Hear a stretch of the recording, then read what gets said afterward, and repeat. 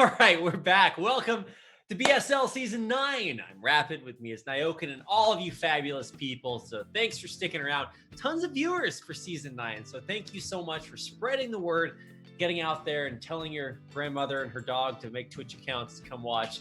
It's working, so keep it up. Our next group, Group B, the group of Beth, is very, very scary for a lot of reasons, not the least of which are the players.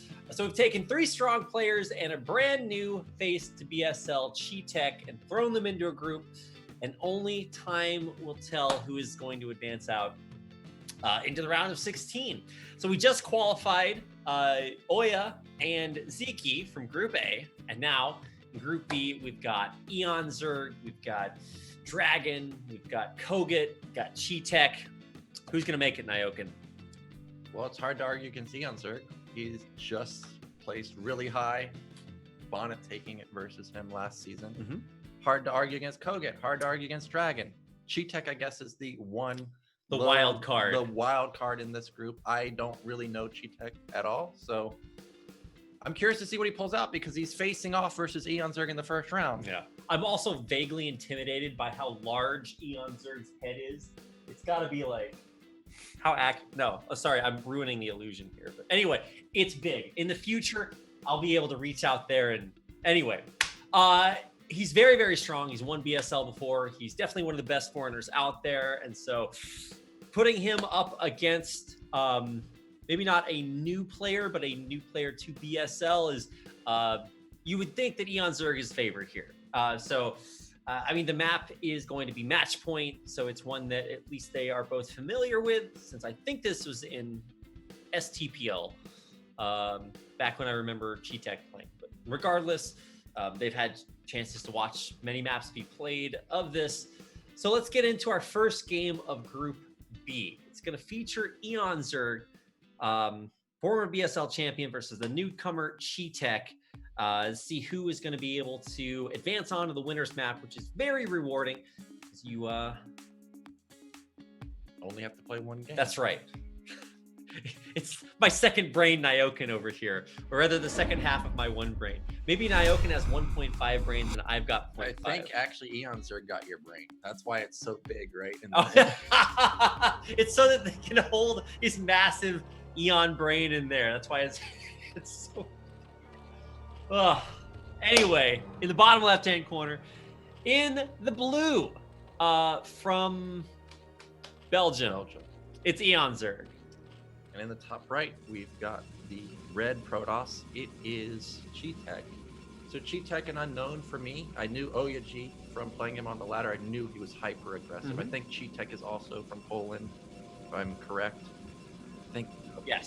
So. Yes. You know, all of the Polish players are very good. And just like Yeti, that's what I was about to say, more than likely, they're going to be inspired by the Polish hero, Bonnet, because this is, again, another Gateway expand coming out. Yeah, and, I mean, look, different regions get known for having different styles that are predominant there, different metas, but also racial strengths. A lot of the Terrans in Korea are just really good. Oh, by the way, they've got a Flash to train with, but that's the Forge. He went Forge while keeping his probe there, which is a bit unusual. You can see that Eon Zerg is respecting the potential for some type of proxy also, because he sent this probe is going, or this drone is going so far. Okay. I thought actually he might take that base first at top left because of how far it is. That's really weird. The natural and him also having 300 minerals, but he just wanted to make sure he wasn't getting proxy gated. Mm-hmm. We see there's a Forge, which is a bit unusual to leave your probe down there like that, but I guess, you know, he's from Poland, so he queues versus Eon Zerg probably somewhat often, so maybe he's a little worried about Eon Zerg going for something like a 5-4 or 9-4, something like that, so he wants to get his Forge down in time.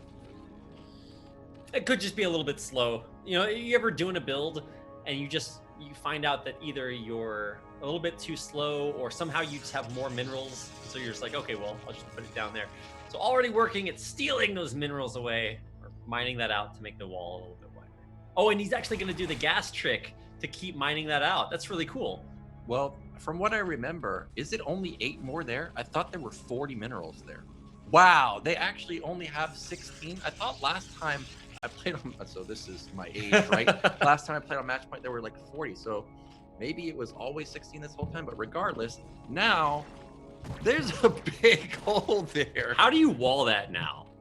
You can't, because if you put a pylon there, that doesn't create a ling tight wall. Yeah, you're right.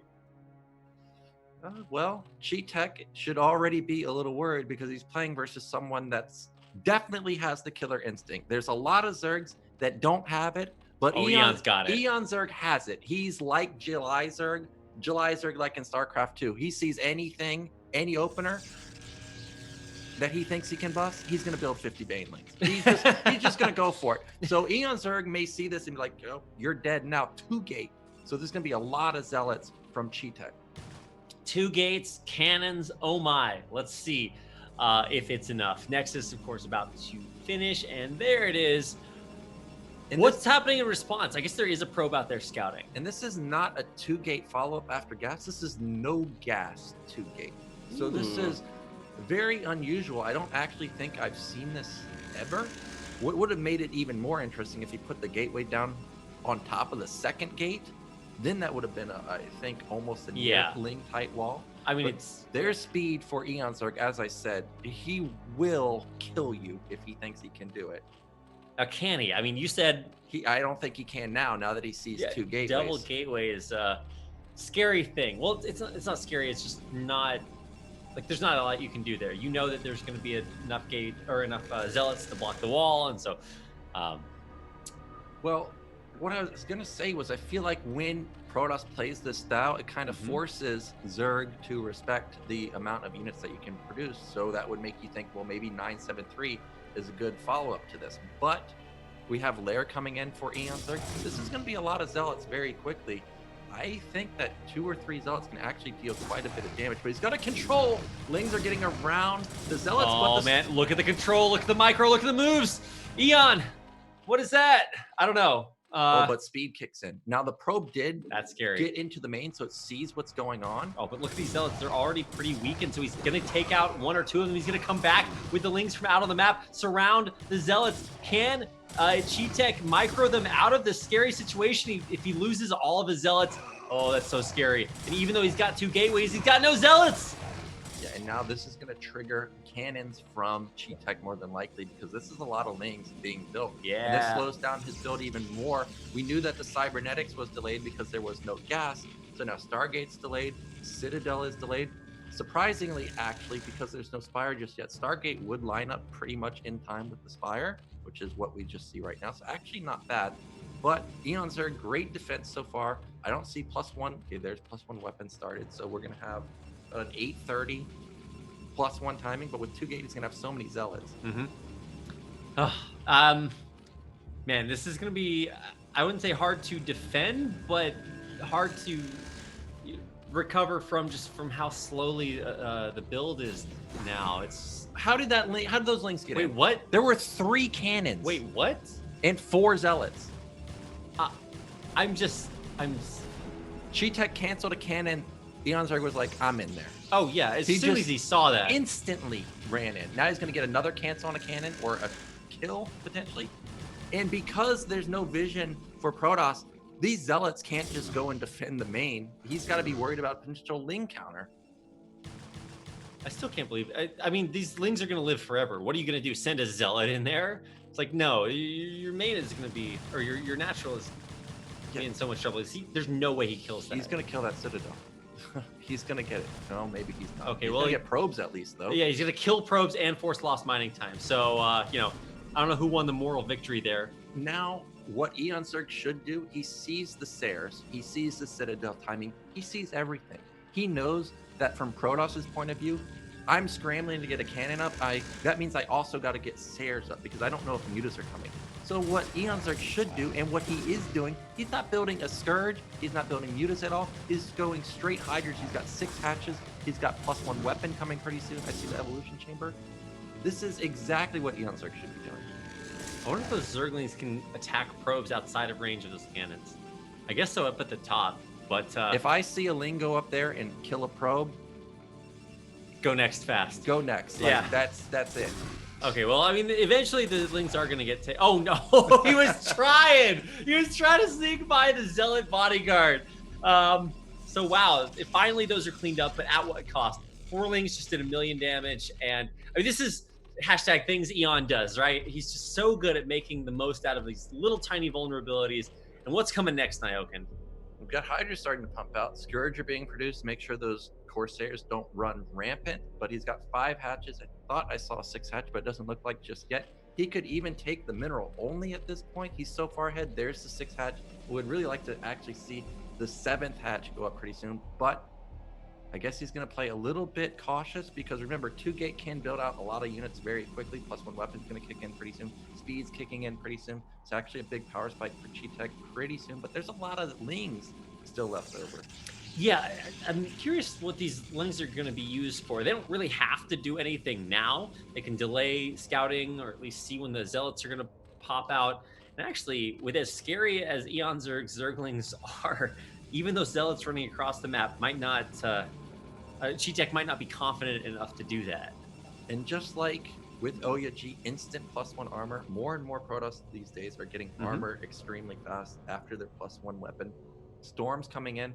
Zealots are moving out just to push the Lings back, but we actually have a lot of Sares now. Oh, Scourge almost find a connection onto the Sares, but not quite. This is 5 Sares, so they can deal a lot of damage. Here come the Zealots, though. Pretty scary. They're going to get 1 Overlord for free, but it's not going to supply block Eon right now. Even worker counts, too. You got to keep that in mind. So usually we're used to seeing Protoss up a little bit, especially at this phase of the game, but not the case. But with that big round of drones, is Eon going to have enough to defend his Overlords here? Because if you start losing too many, it just gets even more annoying to try to replace them and keep up Hydra production. Yeah, actually, his Hydras were out of position for a moment, so these Sares are actually going to get quite a few Overlord kills. But look at the drone drill. Amazing. All these Zealots get massacred. Wow. I don't even know if he killed anything other than Overlords right there. 1 Sare goes down. And back in the main of Cheetech, I do see a swell of gateways going down. But he lost all of his Zealots, and there's no Templars out. Yeah, you just run across the map right now. You're talking about that killer instinct that Eon's got. If he thinks killing that Zealot is the only thing keeping him from winning the game, then now what are you going to do? We're just see +1 range weapons finish just perfectly in phase with this for Eon, and he is heading across the map in a big way. Yeah, and this is his moment of opportunity to at least bust the Forge, which has an important upgrade building in it. It's got +1 armor almost done. Storm is available on these 3 Templars. There's only, I think, 2 for now, maybe a 3rd just about to be available. But this Forge, he really wants it. Well, I think he might just go past it. Yeah, he's... Forge? No, I want to win the game, okay? He's got actually Zerglings hit, killing the cannon with the last hit from the last link. There's Lings in the mineral line actually blocking the probes there for a second. Even though the storms are okay, there's just not enough here. He might actually even be able to kill the Zealots and then kill the Archon morphing. Yeah, he gets the Forge. Look at +1 armor. No, not done. Not done. Okay, beautiful storm right there. Going to really soften up these Hydras. And the Archon is allowed to finish morphing. So that should be enough to hold things for now. But there's even more Hydras coming across the map. Yeah, more Hydras coming across the map. The supply block on Eon Zerg from the Sares is the only thing that saved the game for Cheetech. But now that there are more Hydras across the map and there's no more Storm available, and we only have Zealots, these Hydras are on the brink of just busting through. Yeah, it's so close. And I think he's actually done it here. No cannons are going to be allowed to come up ever again. Desperation, hoping for more storms coming through to maybe save him. Lurker morph. Oh, yeah. I mean, even with storms, that's just going to be too much. Yeah, so Cheetech is going to fall. Eon Zerg with a convincing win versus him, making it look extremely easy. Held off the Zealot pressure really well. Ling run by. That was crazy. I mean, that was the killer instinct you're talking about. GG, Cheetech taps out, and Eon Zerg advances on to the winners match. And I think we might have expected that, just seeing the mismatch, BSL champion versus totally newcomer to BSL. But I think Cheetech exhibited solid fundamentals. So yeah, I don't think we got to see exactly the real strength of Cheetech really this game. Eons are kind of just did Eon Zerg things. Well, yeah, I mean, that's an easy way to put it. You know, Cheatek is a Polish player, and so if maybe he faces Koget in the next round, maybe he's got more experience with that, and that might help him at least play a game that looks like the ones he's used to playing. But obviously, you know, they're going to play players outside Poland too, so maybe he's got history or familiarity with Dragon. Although I will say Dragon is a little bit hard to predict because not only does he race pick, he is also a little bit unpredictable, even when he just plays Protoss, which I would say is his main race. And I'm thinking back to Dragon. Generally, he plays standard. Like when I play Dragon on ladder, I'm like, okay, this guy's going to build X amount of goons, so he's going to play defensive. That's what he does. He just plays standard. But if you think back to the last time we saw Dragon in BSL, he went versus Bonnet, right? Do you remember this? It's top right versus top left. He canceled his lair and went all in on the Hydras to try and eliminate Bonnet. Maybe you don't remember that. Oh, that's right. But I remember when he canceled it, I was like, yes, just go for it. So Dragon does have the potential to do something like that. So yeah. So Dragon is interesting because, you know, Brood War does change, even though it's 21 years old. Even the last time that we saw Dragon make that top 4, I think it was BSL season 6. Yeah. 5, 7 maybe? 5, 7, I think. 7, okay. Because Jae-yoon got top 4 last season. Oh, that's right. Oh, wait. No. No. Was it 6? It was TT1 last season, then Jae-yoon the previous Then before, season, so that's then 5. Dragon. 6. Anyways, 7. let's just go see Dragon. 8, 7, 6. Yeah, you're right. Season 6. Anyway, Dragon's legit, but it has been a while since we've seen him advance as far as he did in season 6. So, yeah, I don't know what to expect. I mean, I expect good things from Koget, right? Top 3, Corrupted Cup, always top 8 pretty much when he decides to enter. So you can't doubt he's, I think, the best Terran player in Poland. Is that safe to say? If not top 2, I can't even think of another Terran. You know, who are the Polish Terrans out there? Can anybody even think of 2 Terran foreigners? There's so few. There's so few. Artosis doesn't count, right? We know Artosis. So now we're making rules. Know Artosis. Okay. No Artosis. Who other than Koget? I'm just kidding. Terror and Dandy and SPX, of course. Yeah. But you got to go all the way down to Peru to get more Terran players. Yes. We hid them in the outer recesses of the earth to protect them from the Protoss and the Zerg. It's going to be fun to watch.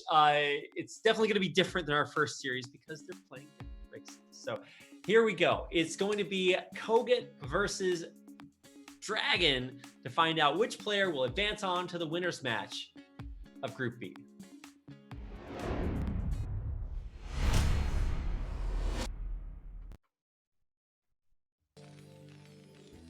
And here we are in the bottom left-hand corner in the red, playing from and for Poland. It's Koget.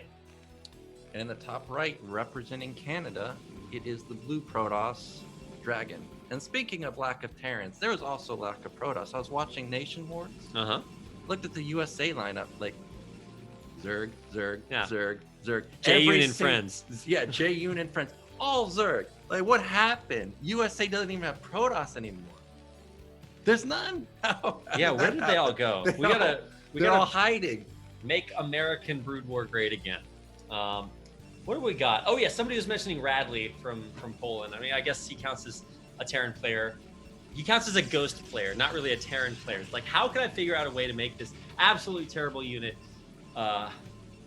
in any game? I don't know, but he's still out there doing it, so watch out. So as far as players that don't just make Ghosts from Poland, Koget's legit. He has a little bit of this flair for the Wraith that I still don't totally understand. He's super good at it. Unfortunately, Wraiths are not always the answer for all of your problems. If we see Wraiths win the game versus Protoss, I'm a believer in Koget winning the whole thing. I mean, look, versus carriers, you know, there's that moment, right? That one moment. Yeah, and nothing else besides that. So I don't know if that's the time, but I will say that it's at least interesting to me to see Koget survive this long. You know, it's hard to kind of keep up with the meta and keep your level of play pretty high, but he is always up there at the top. So let's see what the build order is looking like. Protoss It doesn't seem to be weird at all. Terran also standard. Only difference is this is an 11 gas, so it's going to be about 10-second faster factory. This helps you deal with zealots a bit quicker, helps you deal with 12 Nexus, I guess, if you're going to go for some type of ultramarine attack. Other than that, not a big difference between 12 gas and 11 gas.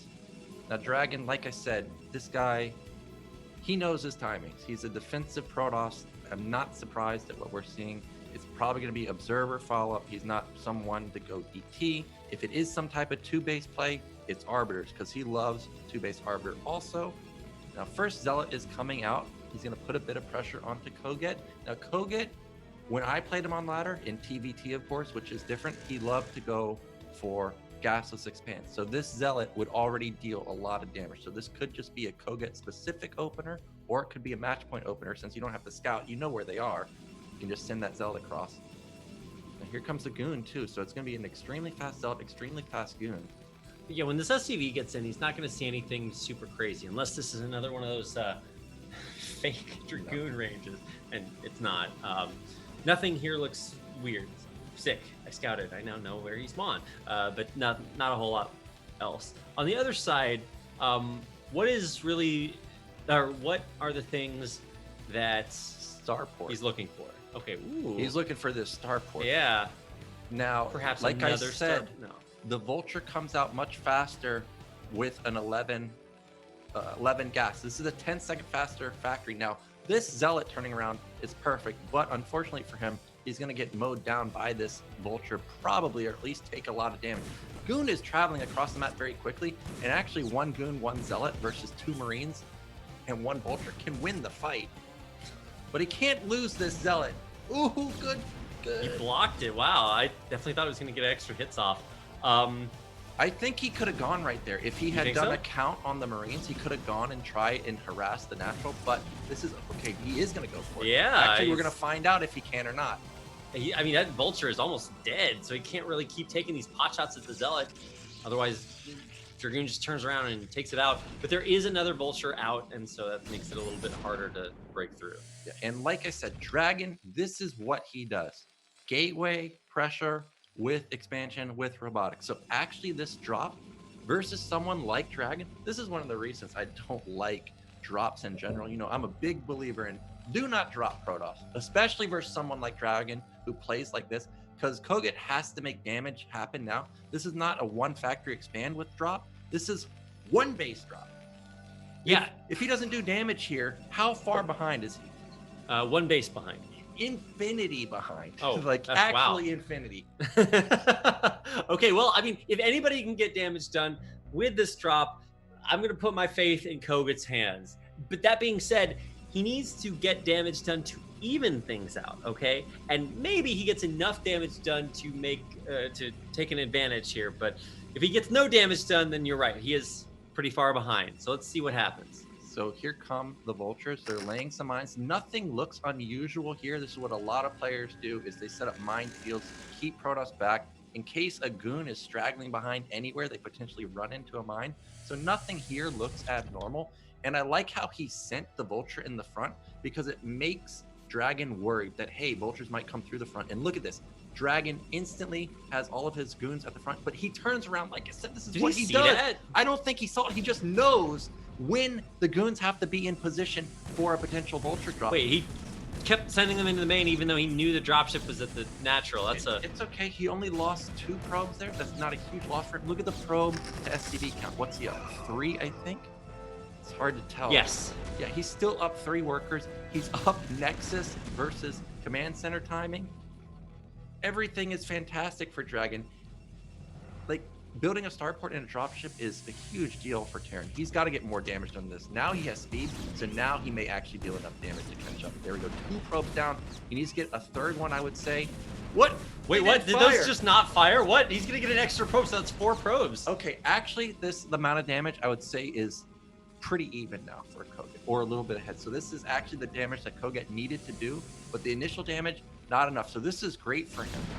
Yeah, he's up about 5, 6. Wait, no.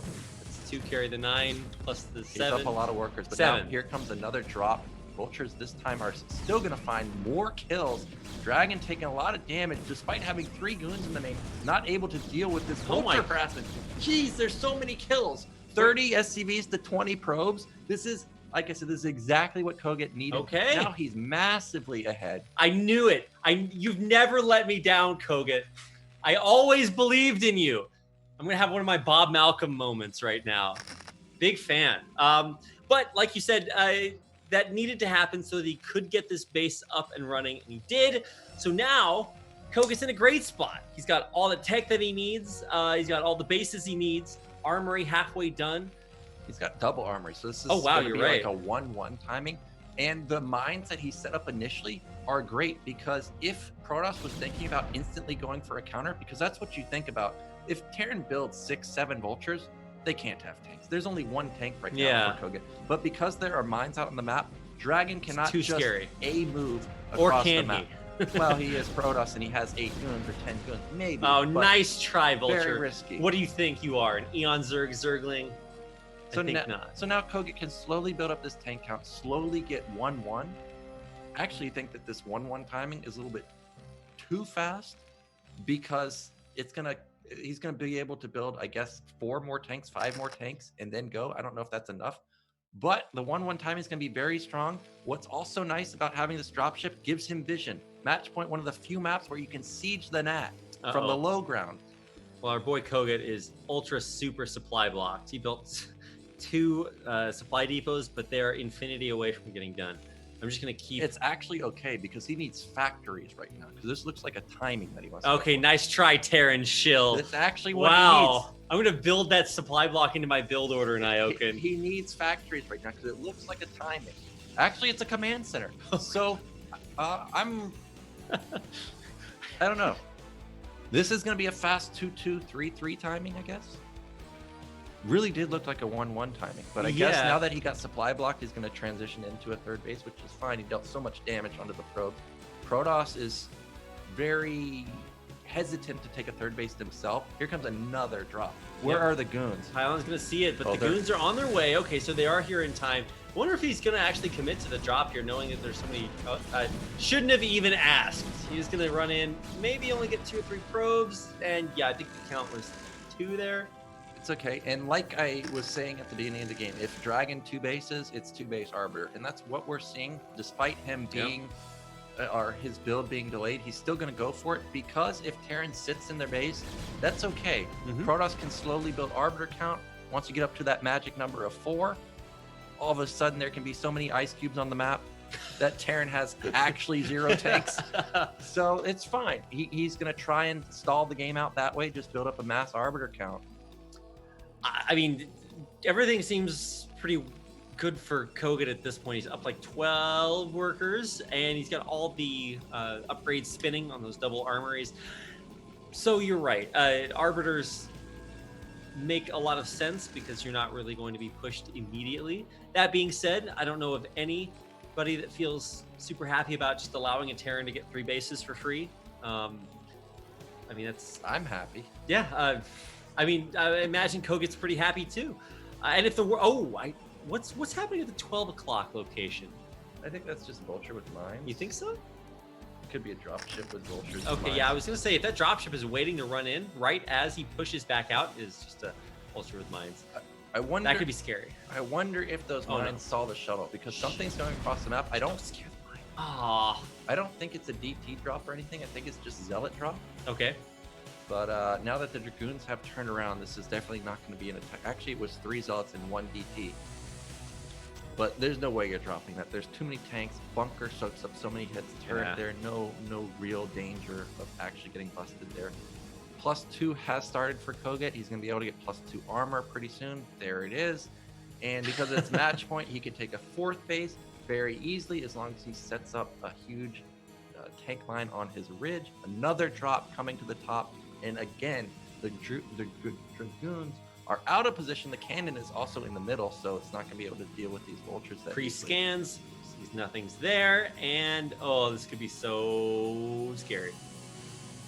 Well, what Dragon's doing here is he's cut probes a bit to try and get up a stronger army. You can see it's 61 SCVs to 50 probes, Vultures Again, dealing a lot of damage. 2 probes, 3, 4, 5, 6. Gets 5. That's fine. Worth. Dragon, I think he's playing a little risky here, trying to double expand off of it, but he's got to do something because Terran is ridiculously far ahead right now, almost even in supply. 2-2 is about to hit. We don't have an Arbiter yet either. Yeah, 20 worker advantage and even bases is never where you want to be as Protoss. You always want to be out expanding and, okay, well, not even bases, but you get the idea. But this type of scenario is still okay because 69 SCVs to 50 probes. If we look at the supply, even supply, that means actually Protoss has basically like a 150 supply versus whatever Terran has Yeah. because he has less workers. Now, he does need to get up stasis. He needs to get at least, I would say, 2 stasis to stop this attack. Oh no, it catches the Maynarding probes. That's gonna be 5, 6 more. Oh my god. That's pain. Oh, That hurts. he didn't even have to drop it. We just ran down there. I don't know if he knows like the timing or kind of just feels the way the game is worked. Star sense on those vultures. That is, that's rough. And so now he is at a 30 supply or 30 worker lead. Yeah. And this timing from Kogut is actually perfect because his factories are all about to complete. He's about to hit 2-2. He does 2 cycles of vultures from these factories. He's going to be maxed. It's going to line up with his armor timing perfectly. Dragon only has 1 stasis. That's it. There's no second arbiter. So it's going to be near impossible for him to stop this. Maybe what he should go for is a recall. Maybe Terran turns around. I don't mean, know. recalls are a great way to get back into every game. The problem is that if you recall, your army isn't defending your base. So Terran can just set up a couple of tanks, and that can be super hard to deal with just a few units you have left at home. Well, here comes another drop to bottom right. I saw a drop ship at the bottom middle. There it is. It is waiting to unload on bottom right. But Kogut is still sitting. He hasn't moved out just yet. He is just now starting to move out. He's got so many tanks. But again, this does give Dragon a little bit more time to get out a second Arbiter and Stasis. Second Arbiter is about to complete. So he needs about a minute more to get out a second Stasis. So if he can do this attack to top left, if Kogut doesn't go attack him right now, if he turns around to top left, that's actually a massive move from Dragon. This buys him time. This is what he needs. Yeah, now, I mean, these units have fulfilled their purpose. And they're actually going to get quite a bit done. Oh, let's see if we can snipe the mines. Absolutely not. He actually doesn't lose too many Dragoons to these mines. Okay, oh God. Well, I mean, they do connect. And that means, there it is. Boom goes the dynamite. Tons of blue goo. And yeah, the base, not really in any danger, but did it buy enough time? It bought him enough time. He's still almost maxed. So I think despite that trade looking really bad, I don't think it was actually horrible. There's still a 25 worker lead for Kogut. Also, that dropship and the tank and vulture at the bottom, that's 8 supply not in this army. So it's actually not a bad fight for Dragon to take here. Well, let's see what these stasis look like. Obviously, still has to not run into mines. Where are the stasis Cs? Only grabs a couple of tanks. Is not what he needed. Where are the tanks? Where are they? But they're not there. They're not sieged. And I mean, what? Is he just going to overrun this entire position? Where is Kogut's army? Dragon, I never doubted. Yeah, never doubt. Well, he demolished it. Now top left is dead. Bottom right, I still haven't seen that dropship move at bottom middle. He can also break the third base now, and he's going to get those 2 tanks for free. The bottom right is probably dead, maybe. There's only 1 tank, so actually that's not a lot of he's going to get a bunch of SCVs. Like you said, that base is going to get taken out. I mean, yeah, but look at supply now. It's 160 to 130. Hello? What happened there? I mean, what did he use, like a lifeline? Did he phone a friend for something? He's going to take out all of these tanks. He had to scan to save the tanks there as they come out of stasis. They will get cleaned up. The mines being later, I mean, maybe not even that valuable. He's got I think he still has a stasis available. The vultures are on hold position. Are they going to kill these pros? Okay, they're going to kill the pros. But there's still a stasis available. It looks like supply is evened up now. So now Dragon needs to back up. Yeah, I mean, this is where a lot of players make a lot of mistakes. Continuing to go without enough to do it. I mean, there's mines there, so the Dragoons can't even fire on the tanks. Seems like a little bit of an overextension by Dragon. There we go. A stasis, but only hits one tank. What? Yeah, a bit of an overextension there. Now he cleans up bottom right, but still, he at least even the bases up. Now he's actually ahead. Here come the Zealots, but they're a little bit too late.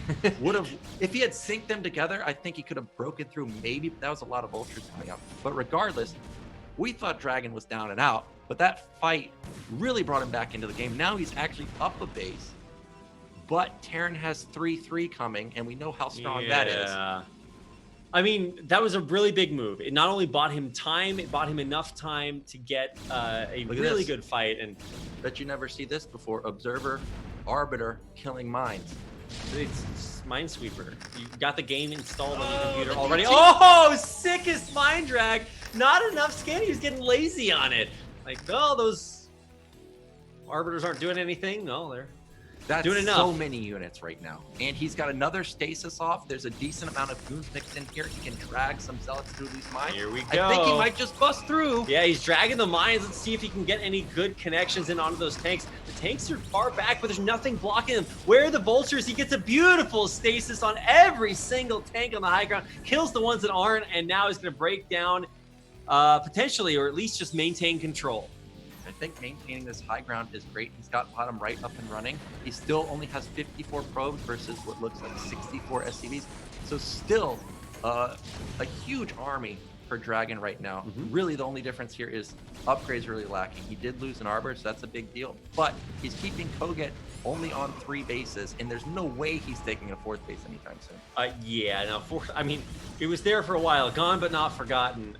Trying to break up with vultures, and I mean, at least he has a science vessel, but you're right, there's only one tank here, and it's not even sieged. There's no tanks. Okay, now 2 come out of siege right now, but there's so many goons. Vultures are doing a good job to buy time and take hits.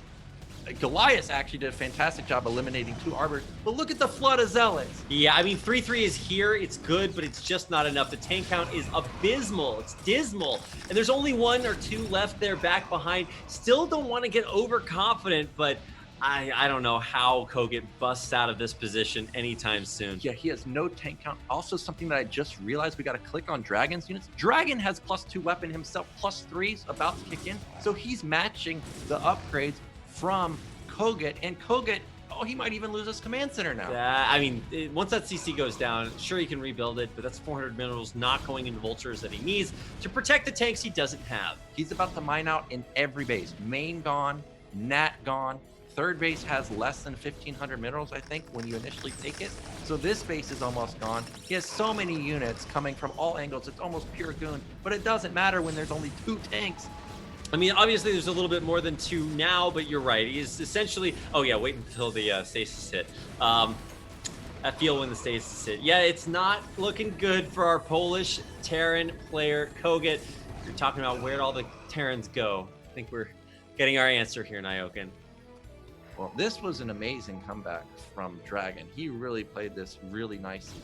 He bought time with the goons. Sure, he lost a lot, but he kept his composure.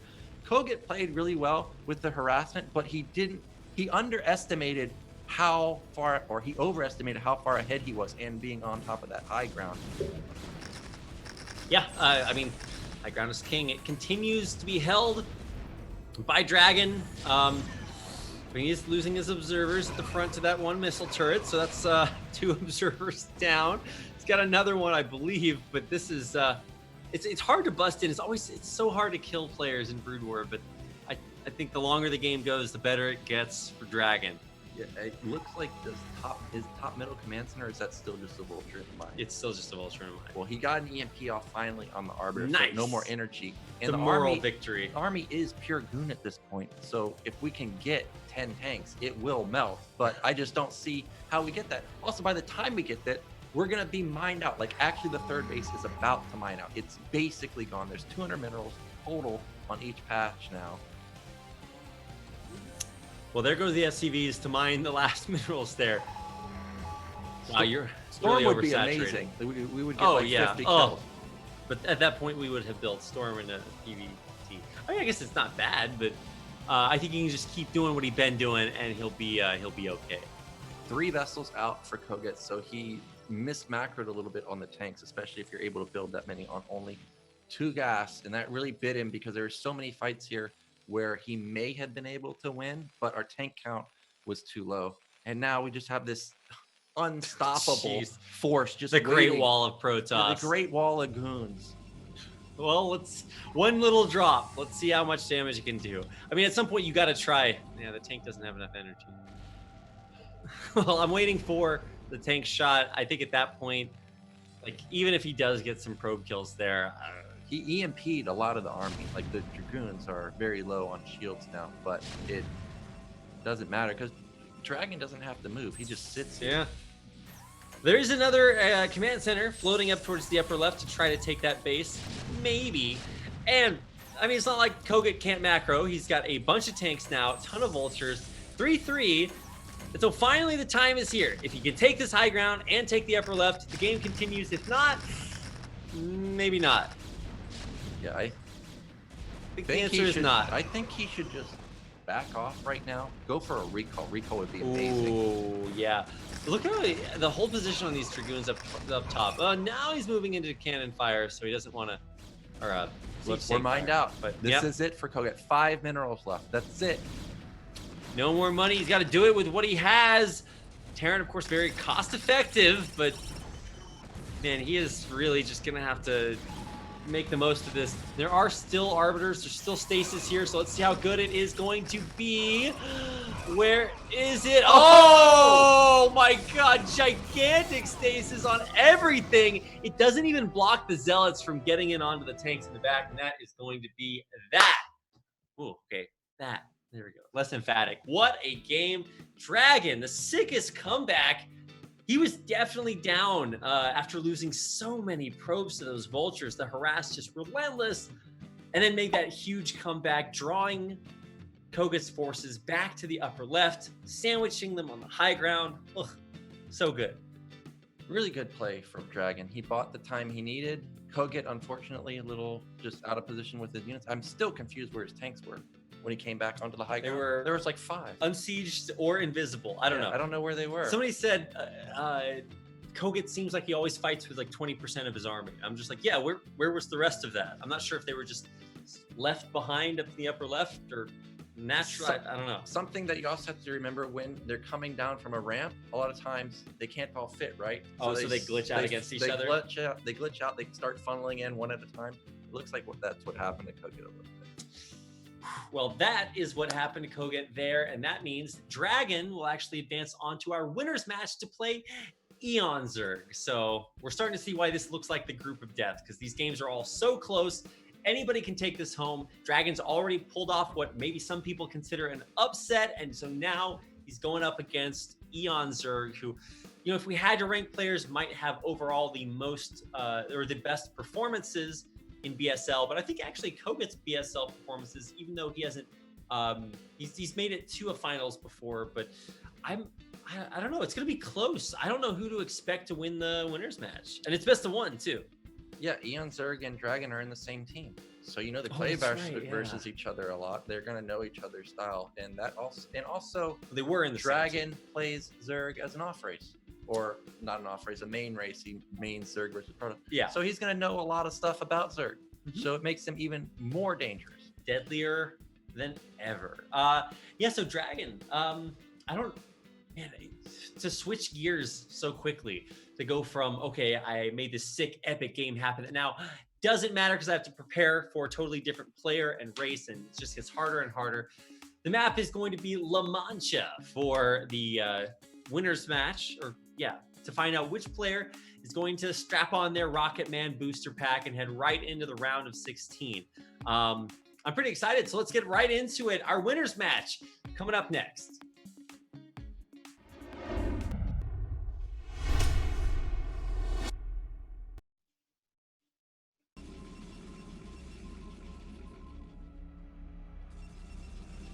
Okay, here we are in the upper left-hand corner in the red, playing Protoss, mining with probes. It's him. It's Dragon. It's Dragon. And I was, Dragon does race pick, but it's primarily just, It's only Zerg versus Protoss. ZVP, right? Yeah. So I was like, well, I guess he could play ZVZ, but nobody really wants to do that. Although he's done that before. Has he? Yeah, he played ZVZ versus, was it Taitu or Jaeyun or somebody? I remember him picking Zerg into Zerg before. I was like, damn, I guess that's your off race, so go for it. But not into Eon Zerg. That might not go so well. So that is Eon Zerg, who I forgot we hadn't introed yet. Well, we do have Dragon going for what looks like a Forge expand this time. We've seen Gateway expand all day long, except for Chi-Tech pulling out a Forge expand. And this is going to give map control up to Eon Zerg, but versus someone like Dragon, who always, without fail, will hit his timings. It's not a huge deal. And again, they have history with each other. So I don't know if this is the standard go-to for Dragon or if he's just mixing it up here, but I'm going to guess this is probably his standard opener. Now, Eon Zerg looks like he wants to go 12 hatch because Probe's already here, doesn't see a pool. Ooh. Drone went by. He didn't try and deny it. Yeah, but does he have the money in time? Yeah, it. he does. Wow. Perfect timing. Oh, but that's okay because now we're going to get off a 12 Nexus, maybe even a 13 Nexus. Not going to have to cut probes this time. Yeah, that's true. I mean, it's still good as far as an economic opener for Zerg, and not being able to put enough pressure on the Zerg player can be difficult. Now let's see where this Nexus comes down. But it's also good for Protoss to get this first scout off because now if he was setting up to go Forge expand, he can just go straight into Gate now. He doesn't have to go Forge as the second building follow-up. He can just build a gateway, get his tech really rolling. And yeah, both players are sitting back for now. So I like these games that start off. He goes like Forge this. anyways. But he could have gone Gate. That's right.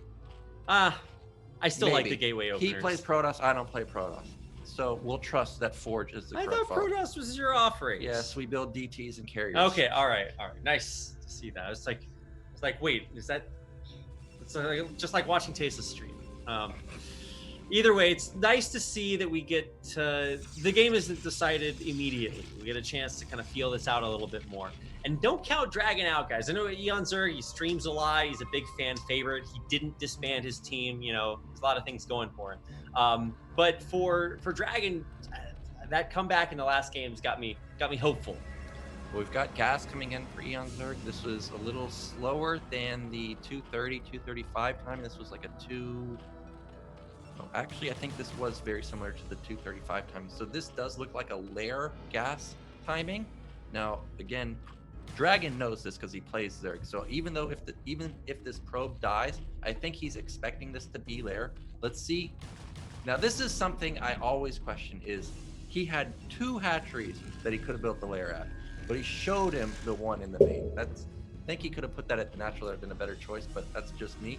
But look at Dragon. He's going into cybernetics. We'll have to see when's his +1 weapon going to come in. All day long, we've seen the Forge get picked off. So he may delay it because how popular 973 is. Picking off the Forge is so huge. And I'll never forget that interview with Bonnet where he just talks about why it's so crucial to, or why he likes building the Forge in the main, just because they can't cancel your upgrades anymore. We've seen so many upgrades you can cancel, whether it's +1 weapons or +1 armor.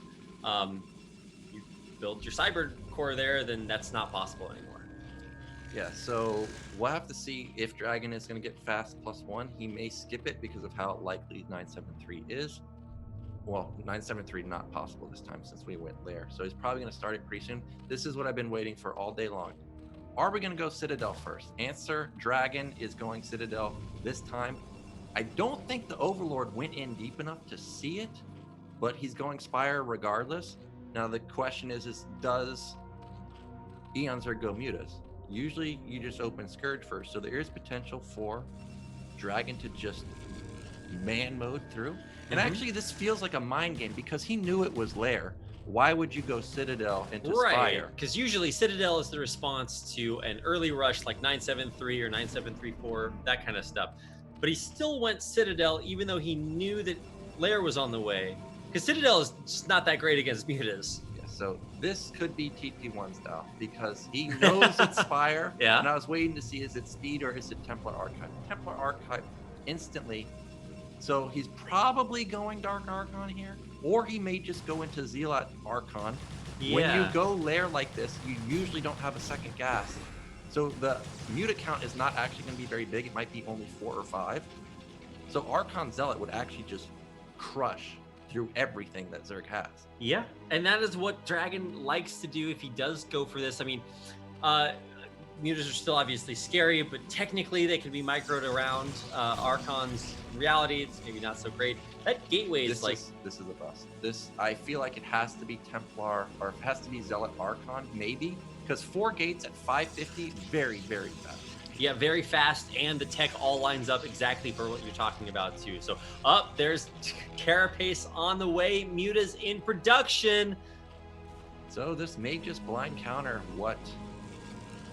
Well, no, it's not going to blind counter because the gas count really isn't that high for Eon Zerg. Yeah, so he's not going to be able to pump out 1 million mutas. He's going to get 3 or 4 mutas for the first round.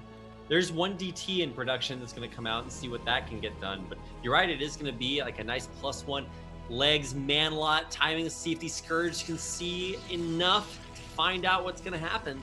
Now the question is can Eon Zerg determine what's going on? Because he sent Scourge in, didn't see gateways anywhere. How often do you see players build gateways at their natural? Not very often. So if he can sniff it out, building more mutas here would be the correct play. DT coming into the third base. Overlord sees it. Sunken isn't done. So he's going to get a couple kills, but this is a really good save. Oh, that glitch. He does get that couple kills, but I was actually expecting that to go worse. So this was a good defense. There's the two Archons. So Dragon going hard with this Zealot Archon. He's really going to go for it. Look at the timing of +1 and Citadel. I'm telling you, man, Dragon always knows his timing. It's perfect. He's going to move out. There's only going to be 5 or 6 mutas. He can easily run over Eon Zerg. Looked like third base was the place to go. I was really hoping we were going to see a Dark Archon for the Maelstrom, but I think that takes a little bit too long. Also, it just doesn't do anything afterwards. So, oh no. He's mutas. out. He didn't see him move either. Okay, well, This now might he's be going to too see it late. with the Overlord, but is he going to be able to come back in time? Okay, so he killed a couple of He's going probes. to supply block him. You're Kills his right. Overlord supply block. Uh-oh. What are you going to build? Zerg, What are you going to build? Dragon could be on the brink of going out in first place. There's no defense. Look at him scrambling to get up Sunkens because he can't build any units right now. Yeah, he's going to try to get up any Sunkens. There's not enough. That's Infinity Zealots. Archon can Look at range the the Archons. Sunken. It can range the Sunken too. Perfect play from Dragon. The timing's insane. He's No going to speed. hit everything. What are Hydra's going to do here? Oh, I mean, I guess they deal full damage to the Archon shield, but it's not even about the Archons. The Zealots are just going to kill everything. Okay, Hydra's number is slowly. Oh my god, these shots on the mutas! They're insane. Look at the micro on that Archon. He's using the Zealots as a shield. He kills almost every muta. There's the last muta going down. The Zealots killing everything. They've got +1 in speed. What are you going to do, build Hydras against that? I think not. And these Hydras pop out isolated from the rest of the Hydras, so they just instantly die. Archon goes down. But who cares? Eon Zerg broke on gas. Cannot build any more mutas. As I was saying, when you play mutalists like that, generally you don't have a lot of gas. So third base gone. Dragon can literally do whatever he wants.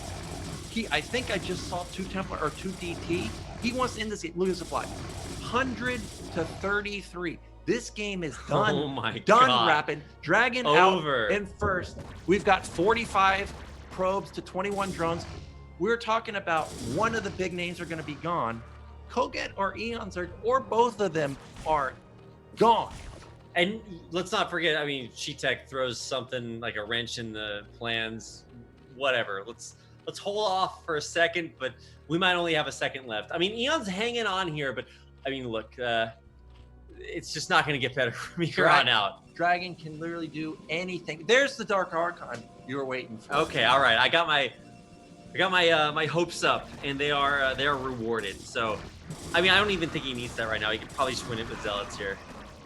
I mean, maybe not here, but I would like to see him go into the Archon again. Just have the Zealots just stand in front and just have the Archon just punch through over top like he did at mid-right. Actually insane. He could just choose to do that. I feel like the blunt instrument is maybe not called for here. Let's take some time. We gotta wait for that Dark Archon energy to kick in. I want to see a mind control. That's what I want to see. We got Dragoons 400 supply. 400, yeah, 400 supply. Build the, yeah. told you, man, he knows his timings. Dragon, every single time I've played him, I don't think I've ever played a game versus Dragon where he didn't hit his timing. It's like just so easy for him to do. And it caught Eon Zerg completely off guard. I was not expecting double Archon. I thought it was just going to be one. Well, oof. And everything lined up perfectly. Speed +1 all lined up perfectly. You know, it's interesting that you can have a build that's so perfectly executed but doesn't give away what it is, because you know, he missed with the mutas. He didn't see the units leaving the base. He didn't see it leaving. With the Scourge, when he scouted, he didn't see anything. It came in and there was no gateways. These didn't exist. They were all at the net. So he had no idea it was coming. Dragon, this is going to be the final attack. All he needs to bust through. Look at the supply. Yeah, absolutely 130 to 45. Almost 100 supply advantage. Disgusting. Yeah, and I mean, look at what Eon's trying to do. He's trying to do everything that he can to get back into the game, but I mean, he has no fourth base. His third is completely undefended. He's got a bunch of sunkens at his, I guess, natural, but yeah. Okay, I guess this is smart. I think this is his only chance. I mean, he's way behind, of course. If he had like a mass lurker Hydra drop, I know he doesn't have a drop, but something that can set up a contain potentially. I don't see an observer out. Okay, there's the observers. So, and he has mass goons. I mean, there's no hope. Like, well, we tried, guys. We tried. Like, you get the we tried trophy. I mean, look, he pinching off reinforcements. He's going to get a big burrow lurker burrow. It forces Dragon back, which is what buying time. You know, which is what Dragon had to do last game. Buy time. Yeah, but there's just two. Yeah, and the cannons range the lurkers, or at least they detect the lurkers, so they will get taken out. There's an observer coming back here with the army. This army is going to get sandwiched, and no matter how good these lurker spines are, okay, well, that Dark Archon's a little useless, but I had my high hopes up. Eon Zerg's army is out of there, and so is Eon. GG. Eon taps out, and Dragon, against all odds and predictions, I saw that Team Liquid pull, is going to make it out first place in this group. Wow. Yeah, slick build. I was a believer in Dragon, and he made it through. There's no fluke that he made it top 4 that time. He took out Eon Zerg. Who gets eliminated, Rapid? Is it Kogan? Or is it Eon Zerg? Or is it both? One thing about Eon Zerg, while he is an incredibly talented, powerful player, I mean, you lose a game like that, that's got to be a little bit rough. And so he's got to reboot in time to play these next games. Maybe he's got a little bit of a reboot time as we get into the third game. This is a best of 3. But wow, he's got a lot to think about. Yeah, you come in thinking you're the favorite. I know everybody thought this was a group of death. It's definitely not an easy group to win. But when you're expected to win, there's a lot of pressure too. You have to remember that. When you have no pressure, you just do whatever you want. If you win, that's great. Right? You just play your build. If it works, good. If it didn't work, you weren't expected to win. Not that Dragon wasn't expected to win, but Eon Zerg has a lot of pressure to win. So hopefully he can bring it back versus whoever comes out of the losers match, Cheetek or Koget. Well, we're going to take a quick break, and then when we come back, we'll find out which player will be eliminated from Group B, and then which player will be the second player to advance out of Group B along with Dragon. So don't go anywhere. Stick around. We'll be right back with the exciting conclusion of our final group of the night.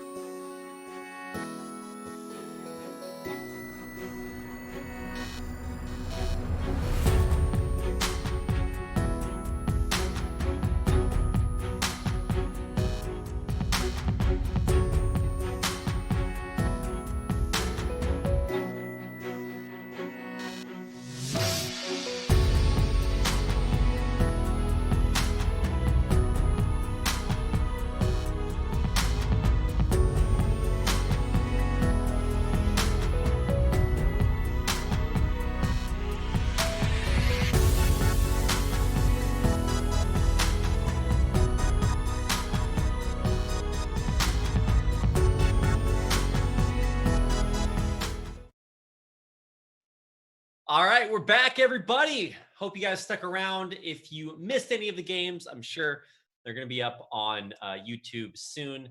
Yeah, spread the word. Lots of people coming back. I thought it was going to be kind of a slow day today because, it's been a while. Obviously, there's a lot going on internationally. That's my vague way of referencing the coronavirus. So thanks to everybody for tuning in.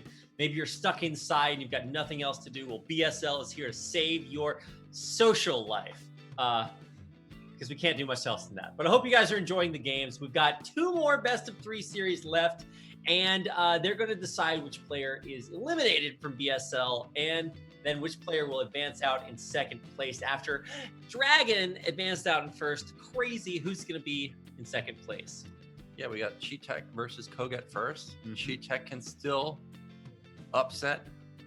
We didn't get to really see what he had in store for us versus Eonzerg. Eonzerg kind of just crushed through the Eonzerg things. But I think he can win. Also, Polish versus Polish. So Koget definitely has experience versus him. So you don't know what to expect. Also, it's Protoss versus Terran, right? Artosis will say anything's possible. Anything's possible. Well, one of the things that's possible is that we get into this game. So let's get into game number 1 of our elimination match between Cheetech and Koget.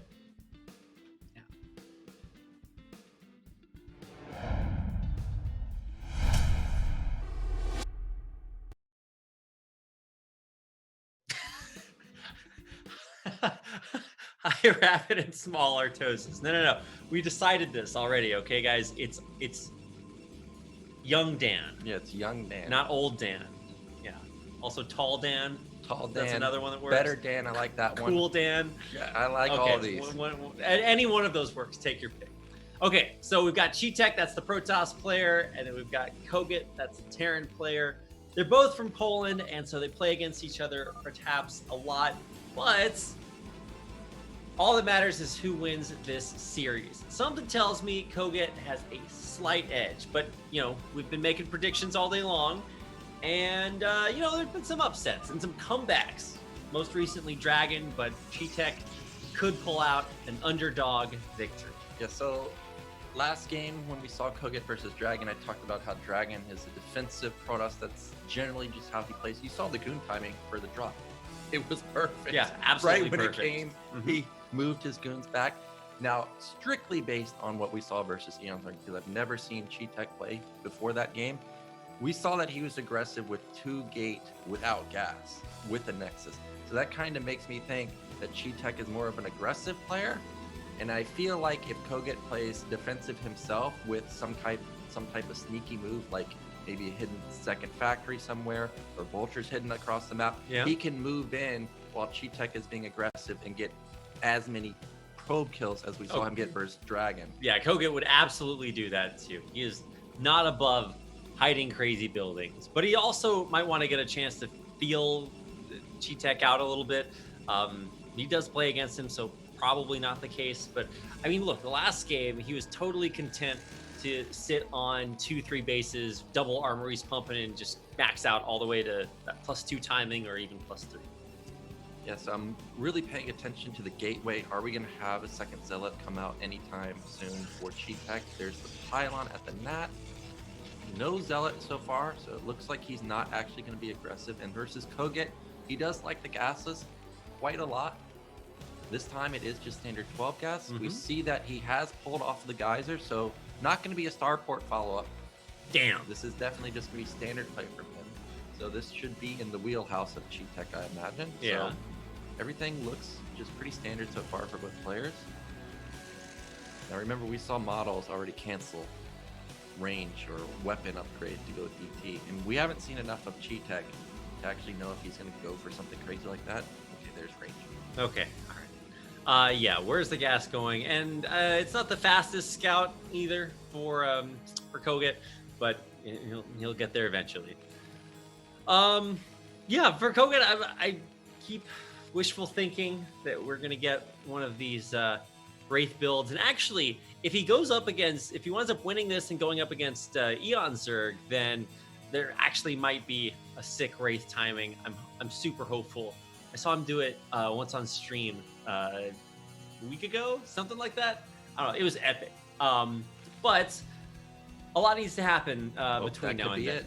That could be it. Yeah, that's what I was thinking too. I was like, he's not above building proxy factories. This is going to be a starport, I think. Yeah, starport. Whatever one he doesn't have. Nope, he doesn't have enough on gas. It looked like he may have built a starport. Yeah, he's not building vultures either. So. Yeah, I'm actually... Okay, this is actually going to be FD because he's continuing to build Marines. He's building tanks too. One thing that Cheetech needs to look for is why is there no command center now? Normally when you build 3 Marines, can he get in? Oh, sneaks by the egg. Stutter step, one more shot, gets it. That's not a tasteless Dragoon. Not a tasteless Dragoon at all. For those of you that don't get the reference, check tasteless clips today or yesterday. There was an SCV. So funny. That was actually heroic. Now, the probe keeps checking, and he didn't see a command center, so this needs to be a second gate. Actually, he already has a second gate. Now, so this is a blind counter, actually. So he's going to see one tank. That doesn't give anything away. It's what's hidden behind the secret surprise, the chocolatey feeling of death. And this SCV going down actually went at a time where Protoss easily could have gone 3-gate expand. This doesn't mean... Oh, is he going to see it now? Oh, he doesn't see it yet? He knows. Okay, yeah. Damn, he's going to... That goon, okay, that's fine. He just lost shields. That's fine. Okay, now he needs to be careful. Wait for these goons. Yeah, cycle in the other ones, the fresh ones. Okay, now he's gonna go forward, try to snipe out. But he didn't get the hits that he needed on that tank. So now he can't really two-shot. He's gonna try. Yeah, one shot short. He's gonna take so much damage on the goons, but if he only loses 2, if he kills these tanks, that'd be huge. But he's losing all of his goons. They're so low on health now, and really good control from Koget there. I think that when he knew it was FD, just wait for Koget to move out a little bit. Now he's got really damaged goons, and there's no way he can engage at this point. Sure, he has 2 more coming, but now he's got to risk running into mines. Mine upgrade is almost done. He doesn't know that just yet. It's so risky to do this. Yeah, I mean, mines are going to be done here any second now. Another vulture comes in for reinforcements. He's just going to turn around. There's the mines. They get laid down. First one gets picked off. Second one will be... in the ground.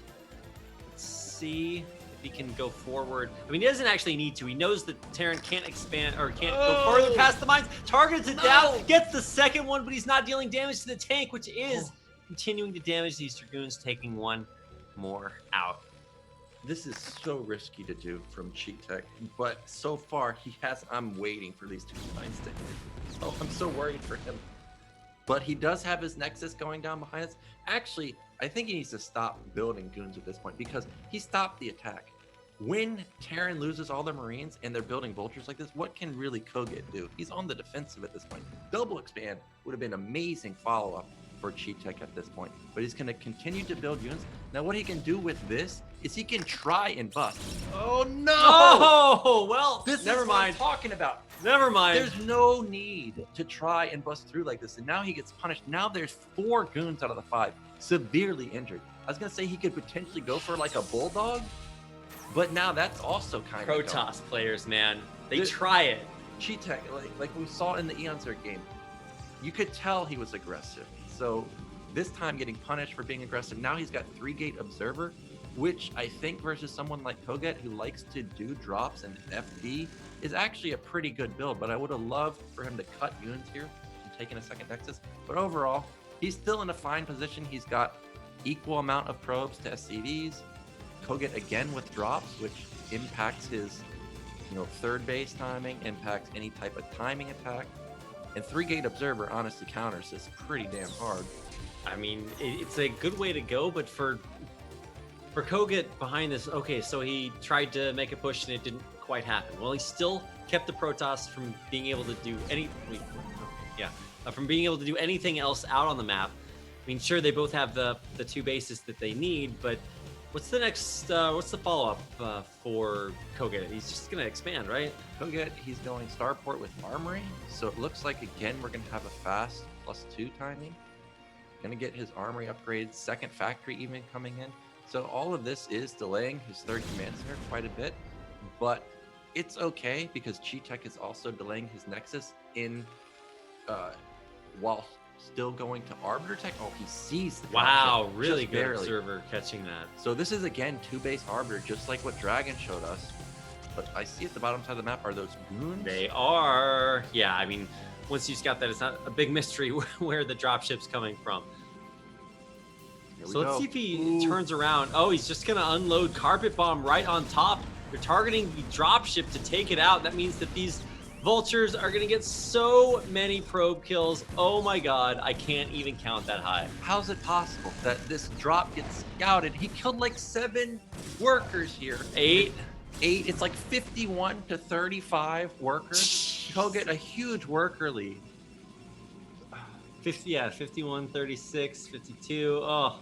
So now we see a shuttle coming out from Cheetech, which is actually a very expensive unit to build. 200 minerals delays the Nexus even further. And Koget is sitting in a defensive posture. So he's got the tech, he's got the Arbiter tech, but the shuttle, I don't know if we need that right now, but regardless, Arbiter Tribunal's about to finish, so we're gonna have Arbiters pretty soon. Isn't this exactly like the PBT we saw? This is exactly like it. We've got 3 factory for Koget. Starport did tons of damage. He's going into +2. Only difference here is it's not double armory. But this is what I was expecting Cheetech to go for if he was going to continue building units, which is it looks like he's going for a Bulldog. But now we're super fortified. Oh my god, I can't even count the number of tanks back there. It's 6, but 3 of them aren't sieged. So a couple tank shots obliterate that one Dragoon out in the front. Cheetech does have his 3rd Nexus going up. Arbiter has started. He's going to have a lot of Arbiters by the time +2 kicks in.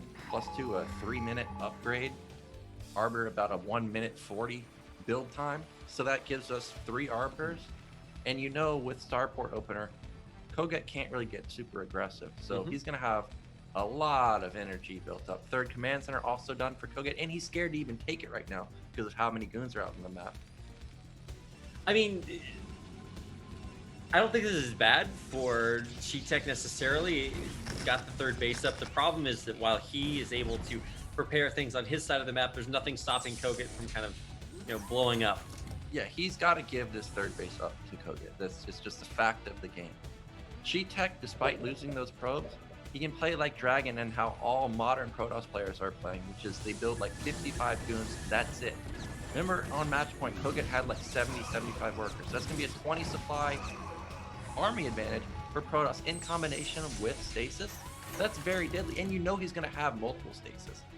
So Cheetech's still in this game. Both players get their 3rd Nexus or 3rd base up at the same time. One thing is Koget's tank count is getting pretty damn big. It's like 8 tanks now, and he has no intention of attacking anytime soon. So by the time he attacks, it may actually be like 24 tanks.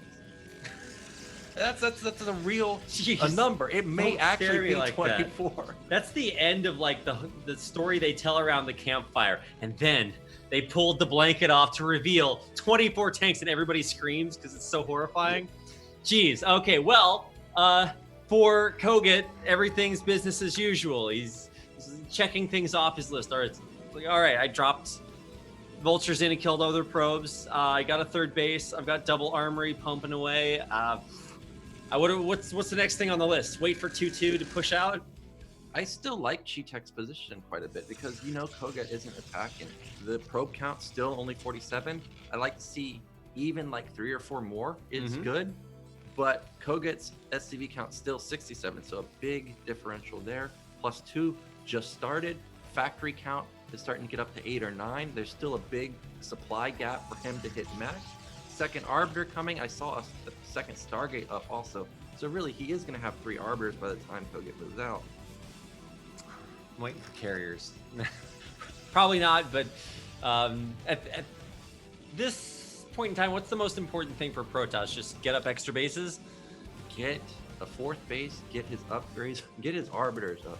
Because that's his winning move. He's got the army advantage in terms of numbers.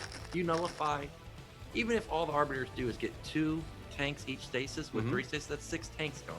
Now 6 out of 24, that's still there's still 18 left.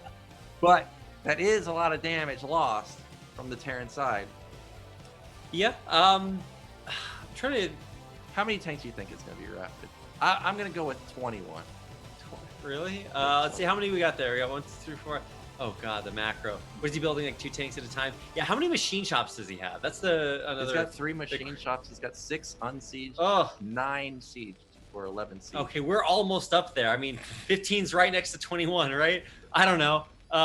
It's close. Oh my god, he almost killed more probes. Well, there's the 4th base for Cheetah. I think this timing is actually pretty damn good. We've got, looks like no EMP actually just started.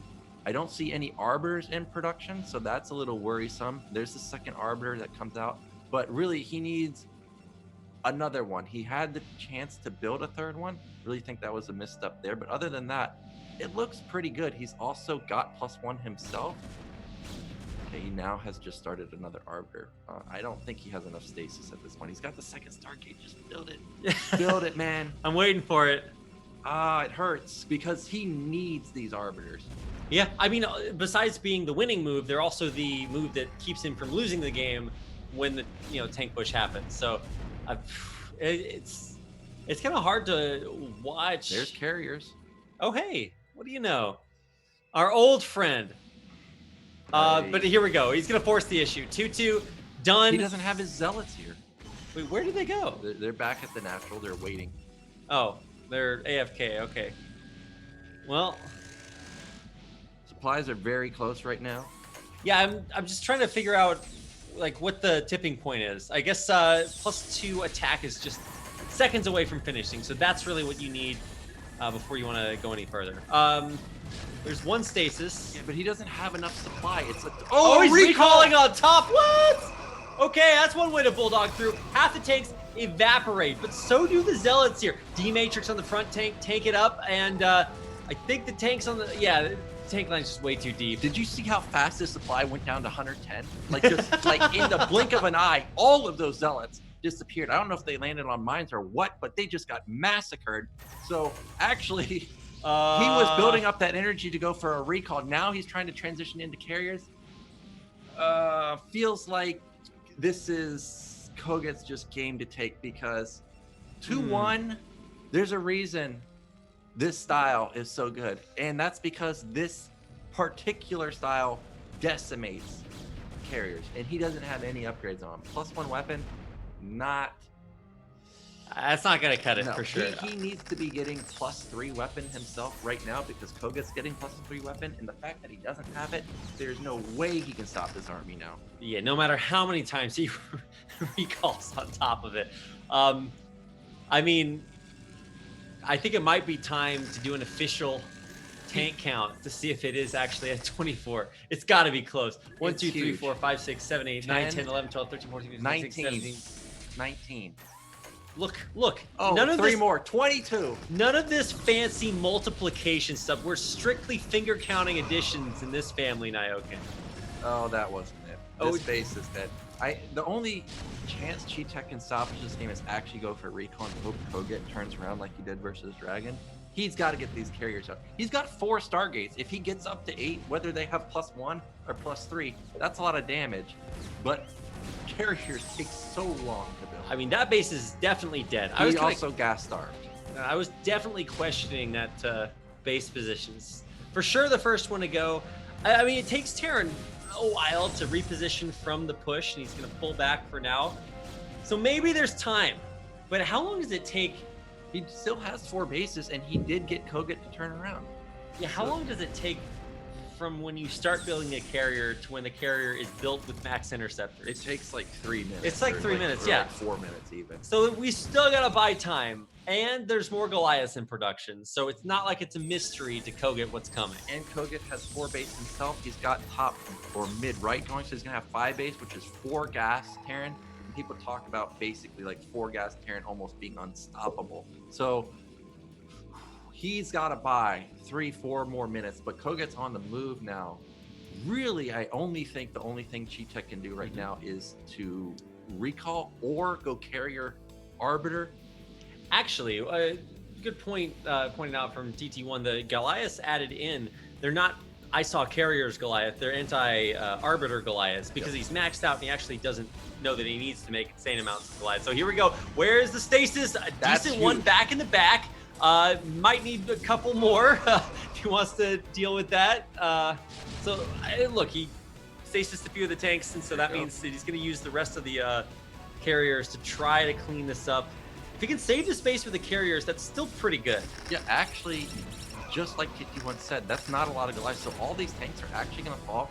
Luckily for Koget, he's not gas starved because replenishing the tanks is actually very hard to do, especially now that he has to balance tank count and Goliath count. Looks like the top base might actually get taken out because I don't think he killed the 2 tanks up there on the high. Really? I mean, he's got the carriers there, right? Yeah, but they're in the middle of the map. Look, now he's Oh, turning you're up. right. He's turning around. If he still loses... Oh, my God. Wow, He's going to lose the base. Lost everything. Well, He's going to lose his ground army, too, because there's so many tanks and Goliaths here. he might not even kill that command center either. He got the command center, Oh, did but he? he Okay, traded Nexus for command center, and Koget has a backup base at mid-right. Yeah, let's see if he can Arbiters. escape here. Oh, no. Losing these Arbiters is so painful because he has to spend all the... Oh, my can God. he save it? No way he can save this. No way. Those are +2. Oh, my God. Oh, my God. No, it's so close. I can't believe he turned around when the base wasn't saved yet and then winds up losing it to the last second.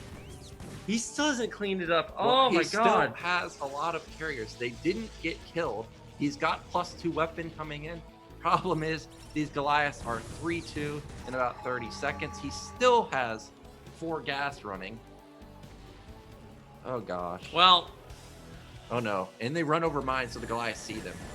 We got fire. He's just going to lose 1 carrier for free here. He's almost over high ground, so he may... No, he's going to lose that one. Goodbye. Yeah, so that's 1 carrier down. Snipes the turret, but there's still tons of Goliaths. And look how fast the interceptors die. This is why carrier switches are very hard to make work versus somebody playing this style, because you're already down in upgrades. Now he loses another one.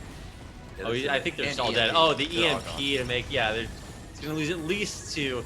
Who is this movie playing? EMP, what a spell. It just instantly dealt 750 damage. Like that. Like that. But it's energy based, so he'll have to wait a few seconds before he can do it again.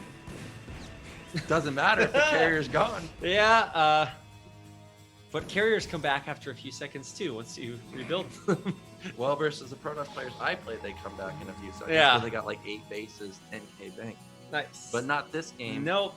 Koget's on the brink of just running Cheetech over. There's only 3 carriers left. 3-2 kicked in. So many Goliaths. He can win with pure Goliaths at this point. Oh, he's catching another carrier. I'm just gonna make painful noises to illustrate exactly what's happening. This is my interpretive dance of the vocal cords describing the only things that Cheetech's experiencing right now. Wow, 5th base coming up here for Koget. 6th, 7th, I can't. He's taking them all. There's just too much. There's too much Terran. They're too heavily upgraded. It's not like even Koget has a huge bank. Look, he's got 500 minerals, 100 gas. If those carriers had built up to 9, like he almost had, he still had a chance, especially fighting over these ledges like this. It's a nightmare for Terran to deal with. But just look at the interceptors melt as soon as they come out. These scans for these carriers, probably not worth it. But one of them was like at 2 HP, so that's why I thought that was the assassin hit squad. He's got a scan. It doesn't matter. There's just too much. Yeah, he's Way gonna. too much. You need to kill the Nexus. Oh no! Oh, this is just gonna be devastation. No way to penetrate this. I think it's time. Cheetech. So Koget, 1 game away from moving on to the decider match for Cheetech.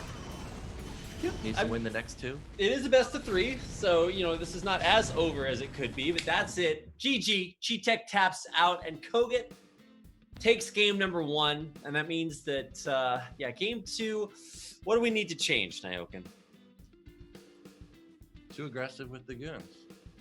Needed to build those arbiters. He had the gas for it. If he had 3 stasis there, Yeah, I think you're he right. could've won. Maybe.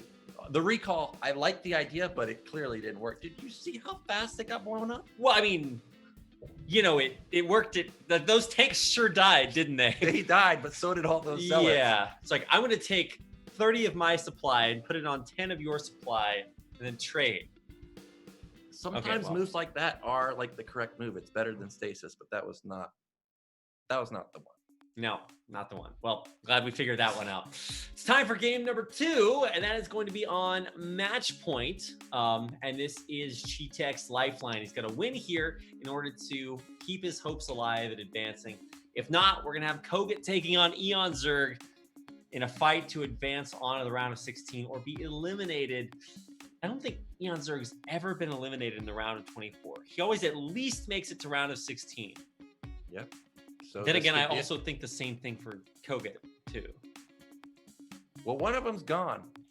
Okay, well... Or 2 of them. There's only one way to find out who that's going to be, and that is by getting into our second game in this penultimate best of 3 of the night to find out which player will be eliminated from BSL Season 9.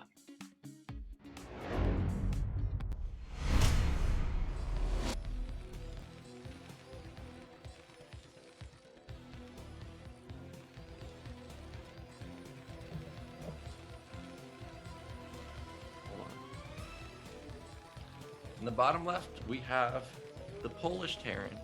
In the red, it is Kogut. And his opponent, the Protoss player, Cheetek, in the upper right-hand corner. Wait, I did that intro backwards. Sorry. For those of us wondering why Rapid gets the gaming chair and Nyokin gets the $10 chair from Kupang, well, that's because I live here. And the handsome caster gets the chair. That's the real answer. Look, BSL budget, it's getting higher every year, but only if you guys support BSL on Patreon. So if you want to buy Nyokin a real big boy chair for him to sit at, one that doesn't have an attachable thing to make sure he doesn't keep falling out of it, you can do that by going to patreon.com/bombastic and helping to support BSL. You can actually even leave a donation message that says this is for Nyokin's chair. And I'm sure Zero will appreciate that, and we'll get one right away once you guys donate $300 for a $10 chair. Well, it's no surprise that you have the gaming chair. It's like very, fashionable, which you are known for. Oh, of course. With your pants. That's right. Well, there's a good reason the camera doesn't show my pants right now. That's for sure. Look, so the next one I get will be like zebra stripes. So I met some people in Korea and sent some pictures of Rapid to them, and they called him the fashion terrorist. Look, I'm doing my best with what I've got, okay? We can't all be born with a sense of fashion. I like to think that Gigi Hadid and all these other Yves Saint Laurent, these people were born with too much fashion sense. Someone's got to take the hint, just like they were born ugly and I'm an Adonis, okay? Yes. Look, we all have our gifts, okay? Anyway. Well, this game we got gasless expand from Kogut, but it doesn't look like gasless because he's got a wall. A wall? He's going to float a command center, so this is a mind game coming in from him. And how is Cheetek going to react to this? Is he going to try and be aggressive with goons? Last time he had actually good success with it, other than running into the mine at the end. Yeah, I mean, look, if you're going to do that, then you have to accept the consequences of trying to kill mines with dragoons without vision. And sometimes it do be that way. I feel like every Protoss player psychs themselves up a little bit. They're like, I know what I have to do. And then they think to themselves, can I do it? And they're like, yeah, I'm that good. Well, sometimes you do. The only way you can do it is to practice it, right? So he tried to be like Bisu, but took a big mine hit and kind of got punished really hard. Luckily for him, Kogut didn't follow up with any type of ultra drop or push that could have really killed all those goons. Yeah, I mean, it would have evened out, certainly. But I'm glad that last game kind of went the distance, but it didn't really feel like Kogut really had too many, wrenches thrown into his plans. So let's see how this game is going to go. So last game, he started out with, FD push, and then it was held off by decent Dragoon micro, which then went tragically bad. Kogut's actually in trouble here. One goon, one probe actually beats 3 Marines, especially if they're target firing the goon. Yeah, one less hit. So that's going to be 2 less. Look at this goon. It almost has full health. Oh my god. Well, and this is a gasless. There's no bunker set up because he was trying to be sneaky. Wait a second. Well, Kogut's already in trouble. Now this game, Again, Cheetech, I think, went 2-gate here. I can't get a count yet. 2-gate. So actually, Koget is in big time trouble to go gasless versus a 2-gate opener, and you lose all your Marines, and you don't have a bunker, and your command center's not set up. He doesn't even have the. He lost an SCV too. Yeah. SCV's going down, and the bunker's not even being built behind that. You're supposed to have an SCV behind that, continuing to build the bunker. Gosh. So that is he just dead? Is this over?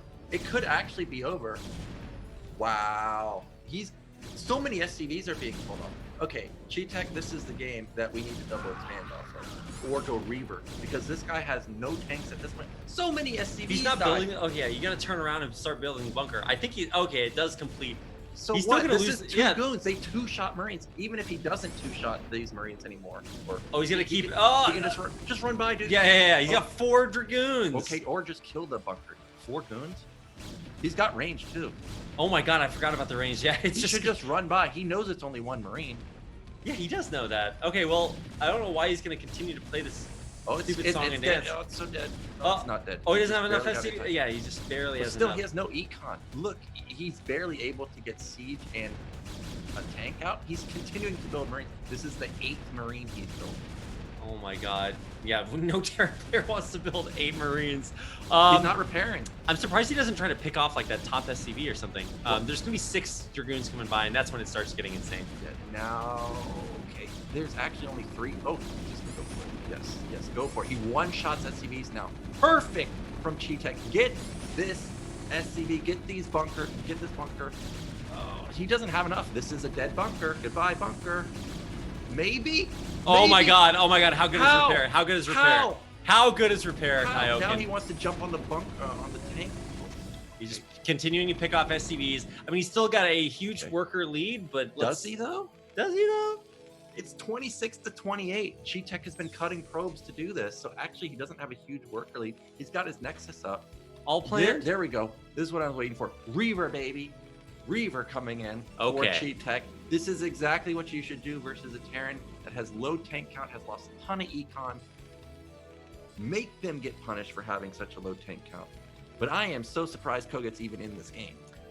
I just want to point out, somebody said he was saving the SCVs by popping them in and out of the bunker to dodge the Dragoon shots to save them at like 1 HP.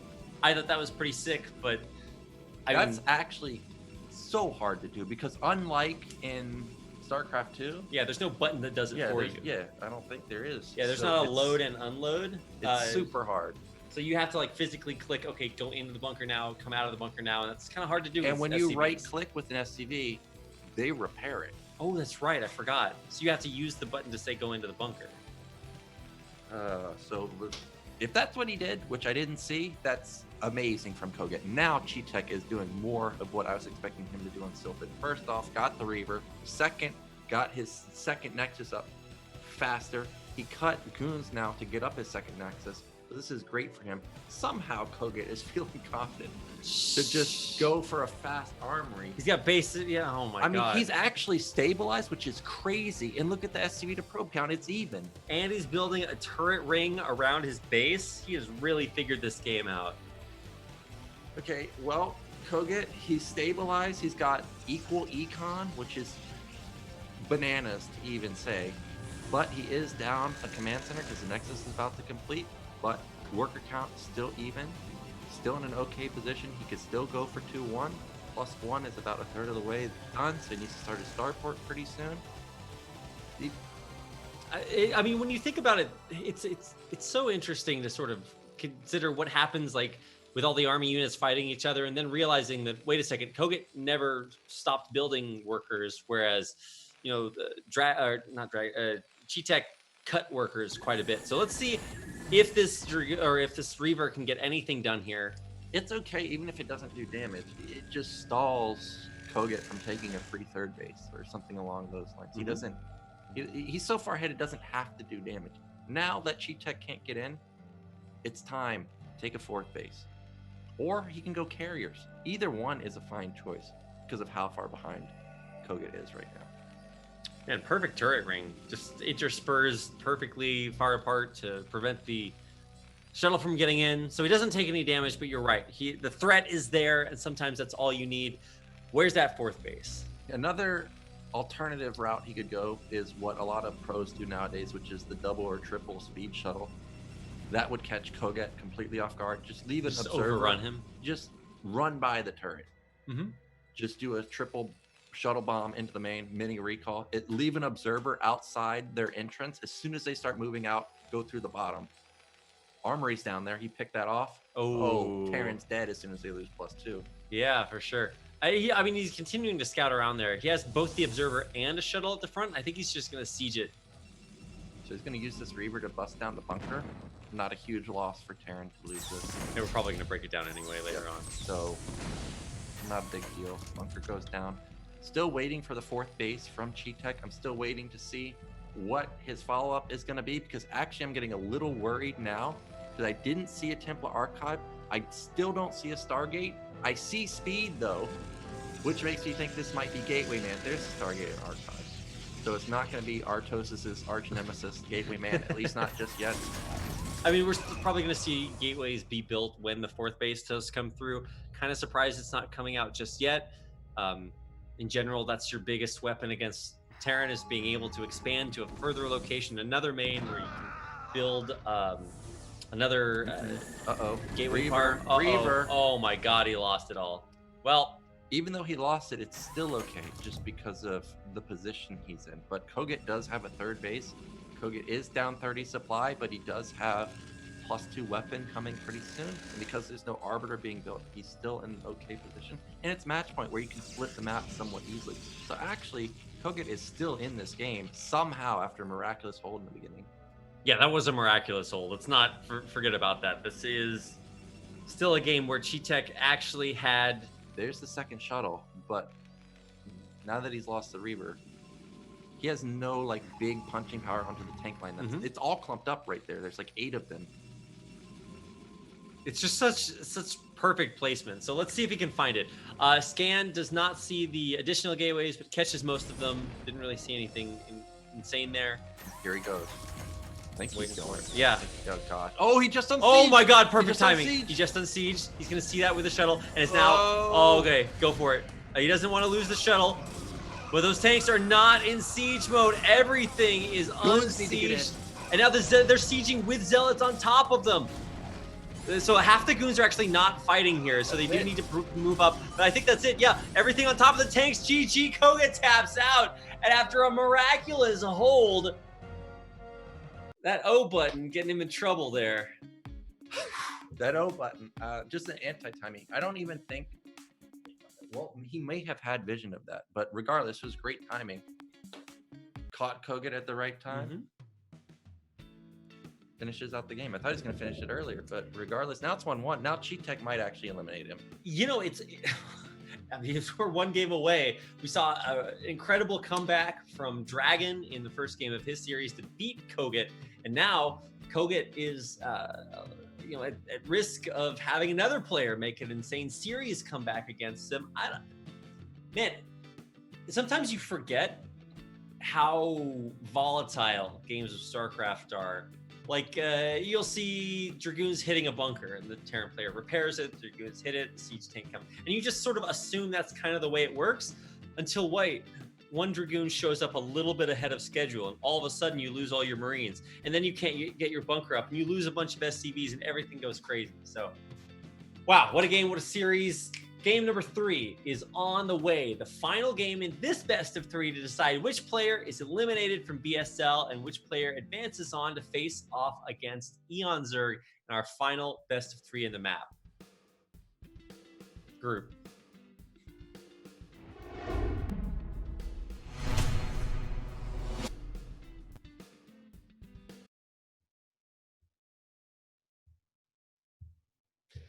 All right, here we go. In the bottom right-hand corner, in the blue, playing Protoss, this is Cheetech. And in the top right, it is the red Terran, Koget.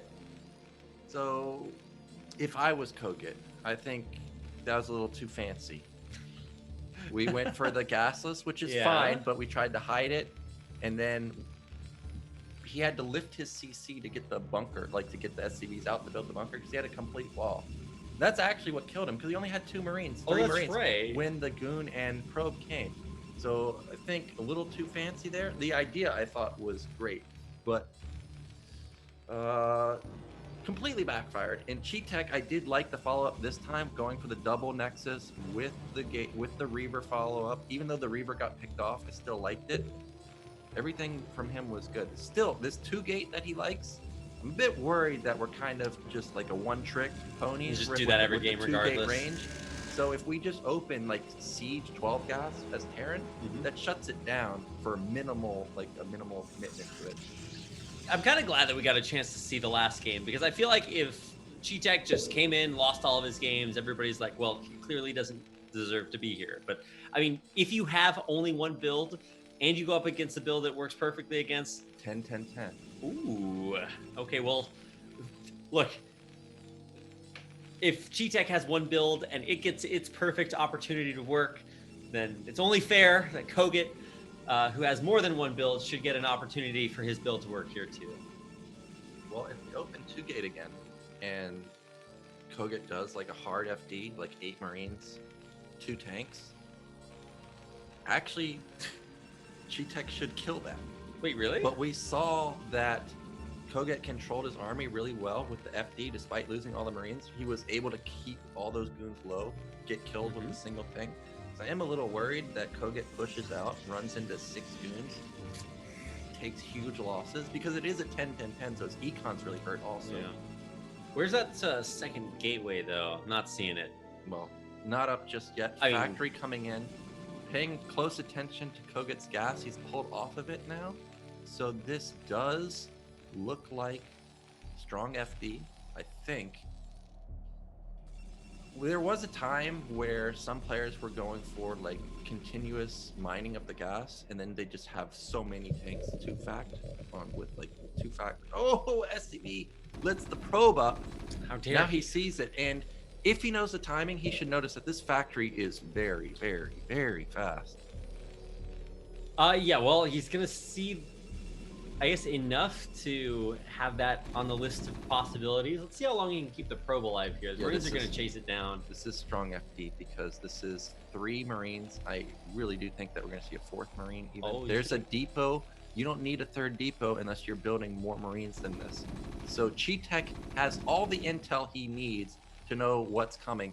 There's the 2nd gate. Wow. So this is actually a very good counter to what Koget is going for.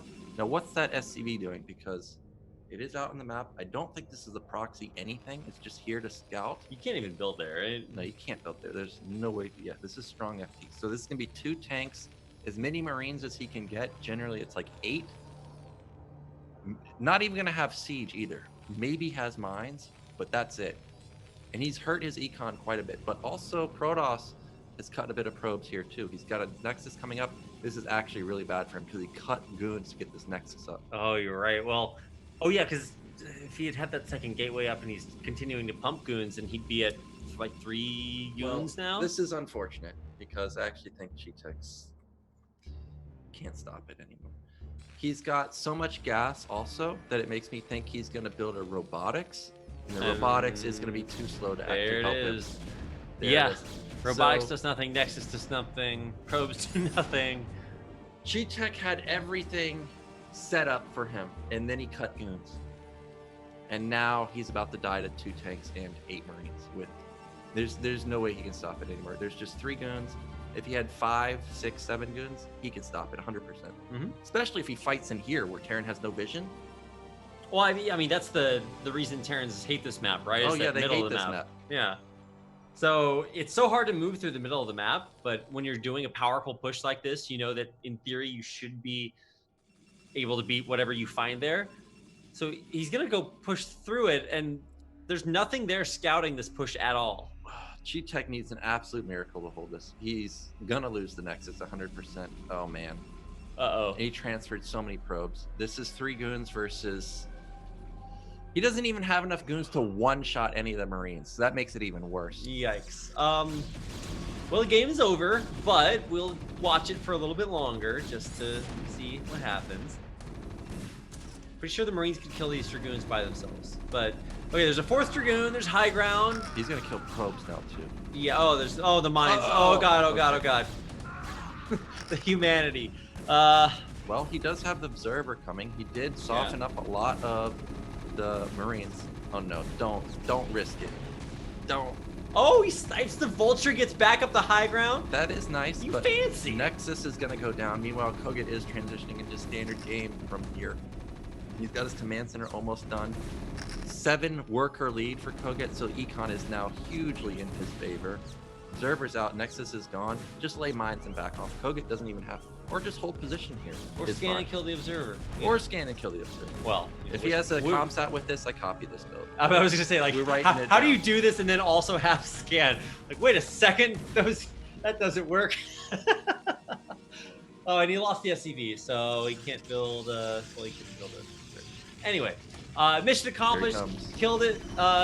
So let's see if you can win. Oh no! Wait, what were those Dragoons even doing? Well, this is a Terran dream. Oh god! Nightmare. So many goons just getting melted. Yeah. Well, what if I just brought my Dragoons from the high ground where they're strong to the low ground where they kill all your things? He killed like 7 goons there. Okay, move up the ramp now. No, okay, no, don't do that. Now he saves the tank because they got to deal with these mines. Oh my gosh! Is there no justice? He can't keep getting away with it. Oh, so sick. He even wanted to like turn around there with a tank to catch a Dragoon that was following. What a monster. Well, Cheetek does put down a Nexus. He needs to put down another Nexus. That's the only way he can get back in this game is to try and double extend because Kogut doesn't know what Protoss is doing. Protoss could be going Reaver, so we see the turret ring going up. So going for the double Nexus would be a nice greedy way to get back into it. But as I look at Kogut's build, 4-fact, so he's going for a timing in case Protoss got greedy like that. So all that's really lacking for Kogut is get an Academy, scan, and just go kill him. All right, you guys write that down in your notebook. I mean, look, we're right on track, right? Nothing. I love the observer here because for Cheetek, everything he sees is just bad. It's like, wow, now I know it's gonna come kill me. Sick. I mean, it's good to have that information. It's not good to not have a Nexus. And 4-fact is middle of the road. It's not even like a committed 5-fact or 6-fact. So the problem when you lose your Nexus like that is your Econ's already shot. The other guy already has a natural up and running. There's 4-fact, so the guy can do a timing. So you have to build units. You have to respect it. But with the Academy, he can scan and be like, oh, there's 6 gate. Well, I don't have to attack you anymore because you're spending all your money to build units. That means there's no, arbiter or anything. He can just take a 3rd base. Kogut can literally just do anything he wants. Well, both players are gonna. Okay, I thought they were gonna walk into the dark, scary forest.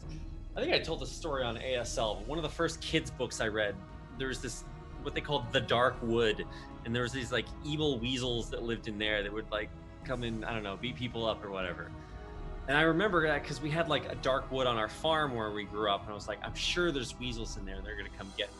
And then I saw Whiteout come out, and I'm like, that's the dark wood. That's where the scary things are you don't want to run into. And I'm glad that both players are respecting that because I feel like that's the only thing keeping Cheetek in this game. Oh gosh, Vulture sneaking around the back. Okay, there are a few goons here to save the day. That's nice. So the game will go continue on. And like I said, Cheetek has to build units. But what's Kogut doing? I saw him send an SCV out to his 3rd base. He can start a command center if he wants. I don't see why he doesn't just keep expanding from now on out. I mean, there's nothing that Cheetek can do to stop any of this. So yeah, he's just gonna build it on location completely safely, continuing to build. I thought he was adding on extra factories, but he's not. Well, his tank count is actually pretty low. If there were zealots in this shuttle right now with this army, actually Kogut could be in danger of losing all those units. But he does just. I think he's going to turn around. Nope, actually they might have an engagement. There's really not that many tanks. Yeah, he's still on the 4 factories that you were talking about. He's not sieging the... Sure, Protoss army is also weak. I'm not saying like, oh, Protoss could slam it easily, but there was a bit of an opportunity there if there was a shuttle bomb available right at that moment. Well, hey, there's the shuttle bomb available right at, this moment. Uh-oh.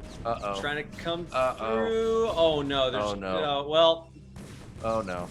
Menominee, Patry, Probius, Sancti. Oh, he's not even saving it. He's just going for the counter. So this is going to be a base trade, but unfortunately tanks and mines, so damn good. And he's got 6 tanks just waiting. Yeah, Siege Step back at home already. Every probe is going to die here. But what about Defender's Advantage? So Koget's going to win then. Oh, we got Defender's no, I mean Advantage. defending against the Vultures. Well, he didn't have any goods. Here's the Bulldog on in there. Sick Mind Drag. Okay, there's step 1. Still insane numbers of tanks, and everything's dying. Yeah, 105 supply to 55. Protoss. Deep trouble. Speed didn't kick in either, so he couldn't drag in the mine as well as he possibly could have. Cheat Tech. He's down 35 workers now, or 25. Yeah. I mean, even though both players have double quotes stabilized, Koget just did 1 million damage. Yeah, he's done. And lost the shuttle too. He's done game-ending damage. Forge coming in, no Arbiter in sight anywhere. Koget's just waiting to build up a sizable army. 120 supply is pretty much critical mass if you're going to do a timing, but I guess he's just going to wait a little longer. That is a lot of guns, but... In an attempt to figure out what would make this game more even, someone suggests, what if Vultures only got 2 free mines instead of 3? Like, I don't know if that's what got us here. I feel like there were mitigating factors between then and now that maybe nerfing by 1 mine wouldn't have affected, but you're on the right track. Well, we've got 7th fact for Koget, still only 5 gate for Protoss, so really just probably once all 7 get up, it's going to be go time. 2nd Forge even come down, so I think that Cheetah is just falling apart now. It's just, we can't even support 1 Forge. Another shuttle coming out, 40 supply down, no Temple Archive. Only hope would be some type of AoE. Well, I mean, the game is going to continue from now on out. Both players thinking to themselves, well, whoever wins this has to play on Zerg. So, I mean, what does Koget do? Yeah, he's just taking a 4th base. It makes so much sense. Yeah, so Eon Zerg versus Koget. Yeah, well, hey, unless there's some type Look. of miracle, like this is unwinnable. We're down 60 supply. He's about to be down 2-0. I mean, I think Terran has 2-0 going. I don't think that's +1. It's pure Goon versus Tank Man. Look, just because, so Easter was last weekend, but Eastern Orthodox Easter is this weekend in 3 days. And so if Cheetech wants to die now, no, I'm sorry, it doesn't work that way. Either way, there's no possible way to resurrect Cheetech in this game where he is so dead. He is going to try to take as much control as he can. Looks like Vulture run by to the 3rd base again. Killing more probes. What? Okay, he just hated that cannon. So the only thing that I can see Cheetech actually surviving is if we have like a silent control mine. Like there was a shuttle bomb on top of silent controls, yeah, tanks and vultures, and it killed everything on Nostalgia, where it just killed everything. He needs that. Double shuttle bomb here is a good idea. If there were more mines clumped up here, I would love it. I would love to see the biggest explosion in history, but there aren't any. Nioken only says that until that happens. Until it happens to me, then I don't want to see it anymore. No, nobody wants to see it. Ugh. Okay, so we've loaded up the double shuttle bomb. Most of these tanks aren't actually sieged, which normally would be a bad thing, but I think in this case, it's going to prevent them from being shuttle bombed at all. I think he knows about the danger. Nice. So that... yeah, didn't work. GG. G-Tech taps out, and Koget will claim victory in the elimination match and advance on to our final best of 3 of the night to play off against Eon Zerg. Yep, so as expected, Eon Zerg versus Koget, we're going to have, maybe not necessarily in the decider match, but one of them's gone. Yeah. One of them is out of here. I mean, this is really hard group to predict. I know a lot of people voted this the group of death. I totally agree. because Dragon got out in first place. I don't think anybody could have predicted that. Really solid, crisp, well-prepared build orders. That was incredible. And so for our final game of the night, we get a chance to watch two of the players that I think a lot of people would have predicted to get out of this group in first place, battle it out for the final chance to make it out of the group or be eliminated in the round of 34. There's 10 invisible players, guys. I don't know. I think, my brain says Eonzer because he's who you might think of as the stronger player. I'd say Koget looked pretty good in his games against Cheetech, aside from that one little whoopsies. But that game didn't really ever get a chance to get started. So I don't know. It's going to be up to Eonzer if he can take time that this series was being played in and kind of reboot things. Yeah, I don't know, because I like Eonzer more, but I'm just thinking about... Wow, way to play favorites. No, wait. Because I'm thinking about more what happened to Eonzer in Corrupted Cup and what happened to Eonzer historically versus Mech. In Corrupted Cup, what did Eonzer consistently lose to? Mech. What does Koget like to play Mech versus Zerg? He likes to play Mech. And Koget is someone that will build a wall, like we saw on Match Point. Behind it, it could be Mech, it looks like Mech, but it could be Bio, it could be anything. So I like Eonzer, but I actually think Koget has a really good chance with the mind games that he likes to play, especially if he plays Mech. So, and also Koget hasn't been playing as much recently, right? That's true, yeah. But Mech is so good, right? Could have fooled me, yeah. I also like to think that even if Eonzer does lose this game, hopefully he'll reappear as a ghost in the same form as his giant head looking over Nyoken's shoulder. In every one of your ladder games, you got to know, Eon's right there watching. Is that like Zorlon or whatever from Power Rangers? That like giant head? Zordon. How could... God, Zorlon. Oh, I don't know. Boomer. The Boomer fucking brain. the clueless ranger right here, guys. I forgot. Boomer brain. Yeah, that's right. I mean, you say that, but that's like the most boomer show of all. That's like right up... I mean, I wasn't allowed to watch it growing up, but if you were a boomer, they probably were. I don't know. Boomer shows are like Leave It to Beaver or something. Yeah, that's what my dad was. Okay, all right. I mean, I don't know what that show's called. I'm not that old. Anyway, it's time for our final best of three of the night to save us from these painful analogies. So let's get into it. It's on Neo Sylphid, and it's a best of three between Eonzer and Koget to decide which player will advance on to the round of 16.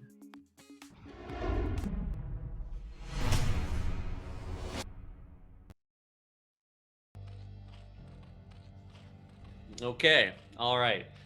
In the bottom left-hand corner, in the red, from Belgium, this is Eonzer. In the bottom right, representing Poland, it is Koget. This map was designed for Koget, I feel. He can wall bottom right. It can go for mech, but Sylphid's natural. You can't wall it very easily. So actually, this could be a good map for Eonzer to go for his Killer Instinct move, something like a 2-hatch Mutiling all in, or Lurkerling. We've been seeing that more often. And actually, unfortunately for Koget, Flash pulled out delayed mech, which is what Koget sometimes plays, and Zero showed that you can just straight up kill it with Ling Lurker. So we might see that even. That series is insane. If you guys didn't have a chance to go watch that, Zero's figuring things out. It reminds me a lot of when Effort played Flash in ASL 5 finals, or 4, I guess it was. 4 or 5. Where he just showed that, wait a second, this build is not as airtight as you might think it is. Yeah, and actually I was rewatching that recently because I don't know, like I was just feeling the StarCraft hype a few days ago. Like I rewatched the Effort moment. Don't even tell me you don't remember this. The Ling burrow to stop the Spider Mine from hitting. Crazy. That's one of the craziest micro moves I've ever seen. Like I was going crazy. You and no regret were going crazy too. That's what you're basing the build on. It's like, I'm just gonna stop the mines from exploding with burrow. Like, what? You're gonna do what? Jeez Louise. My gosh. Yeah, so there's been a lot of really cool things shown by Zergs recently, most specifically Zero in his series versus Flash to, spoiler alert, eliminate Flash from ASL. And so TBZ is in a little bit of a weird spot right now because everything's being turned upside down. Well, speaking of weird, because we've got Eon Zerg overpool gas, and I don't think this is speed. They do not think this is speed, because versus someone like Koget, if I was Eon Zerg going into it, this guy's going to wall his entrance 100% of the time. I think this might just be one hatch lurker or something extremely, okay, not one hatch, two hatch lurker at this point. I really do think that this is for fast lair. Here we go. Moment of speed? truth. Is it speed? Nope, he passed it. Fast lair. This might be lurkers. Yeah. This would completely counter Koget's mech. Like I said, delayed mech, which Flash showed in all of his games, and you know Koget watched it. Ling Lurker straight up kills it, because the problem with delayed mech, no academy for an eternity. I would not be shocked if this is a high. You can't even research optic flare to No. stop the lurkers. You can't even do that. Well, it doesn't have to be lurkers. This could be Aspire, but I really think that this is Hydra Den lurker bust. I mean, that would be really meta. Well, look, 2-port Wraith. Live by the 2-port Wraith, die by the 2-port Wraith. So you were talking about this. This is what, it's like Tiggers and bouncing. This is what Kogets do best. Yeah, Koget has some of the best Wraith control out of the foreign scene, up there with Dandy, making it be better than Dandy. And this is actually going to be a good counter to what Eon Zerg's doing, because Cloaked Wraith with Hurt Econ Spire, Eon Zerg's in trouble. I really thought this was going to be lurkers. It's going to be Spire. This is actually fortunate for him, because the Wraith would have killed the lurkers easily. He could have just bought time. But how well can Koget control it? He sees the factory. He sees no add-on. Oh, well, I mean, that's where you usually hide the starports, right? You also hide him there, but also he saw no command center. So now he should know that this is going to be Wraith, and also it's Koget, so it makes it even more likely. But he really did hurt his econ. But I like how he's transitioning into drones now, and now I actually think he might not go Spire anymore. It might just be range or speed Hydras with speed on Overlords, maybe. I mean, he's gonna. Ooh. Will he know to get the speed though? I don't. Or maybe he won't, because like with the delayed mech, for a long time I thought this was a blind counter to 2-hatch Muta or 3-hatch Muta if you can actually get Valkyries up. But Zero made it look possible to win with pure Muta. So he may just actually go pure Muta, but he has to not take a lot of damage to these Wraiths. Well, True Touch is in chat saying that this is a good map for Rays and that Koget's gonna do well with them. Look, now's the time. There are Hydras out there, but yeah, but 2 Hydras. That's nice. Fine. There's no Cloak just yet either. We know he got the add-on because I only see 1 Wraith in production. But so far, he hasn't done a lot of damage. Look at the control. Oh my god, he wants it. He still doesn't have a kill yet. That's he's so patient. I mean, he's disrupted a lot. I mean, the mining time is a little bit thrown off. There's 2 more Rays on the way, so this is going to compound. He's already sniping Overlords. The control looks fantastic. Yeah, but it's okay, because Eon Zerg preemptively made an extra Overlord. He catches the race. He can moving shot. Oh, there's barely. just... Oh, no, he got it. He gets 1. So he sacks the one. Wow. He turned around and hit it and caught it. Shot. Oh my gosh. He needs to just keep going. Just get that Wraith. Oh, it's okay. It's okay. He held off Wraith. He's on 2-hatch, even though he hurt his econ to get up the faster Spire.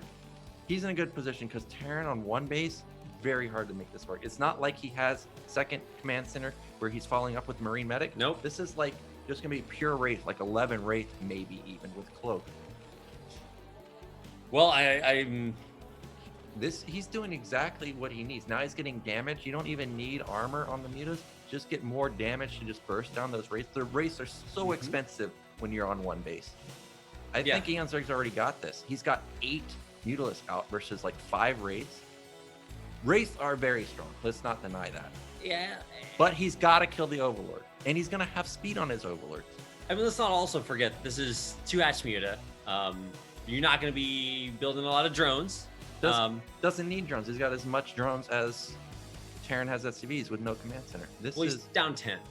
He's down 10? Oh, it looks like 20. Oh, it's 28 to 18. Okay, now he needs to back off. That's close. Okay. Oh, no. Wait, is he just going to lose all the mutas? Oh, what? Oh, he's running to his Overlord down in the back. but I think there's not enough Mutas actually. Oh man, was this Eon Zerg's blunder? Oh, look at the control. Kogut. Oh no. He's so good no, at. oh no. Who wins? We're gonna find out right now. Oh no. Oh, he's just gonna snipe the Overlord. God. Oh my God. Well, this was the blunder. Well, now he catches 3. He can just kill the Mutas. Free. Yeah, he can just fight them straight up.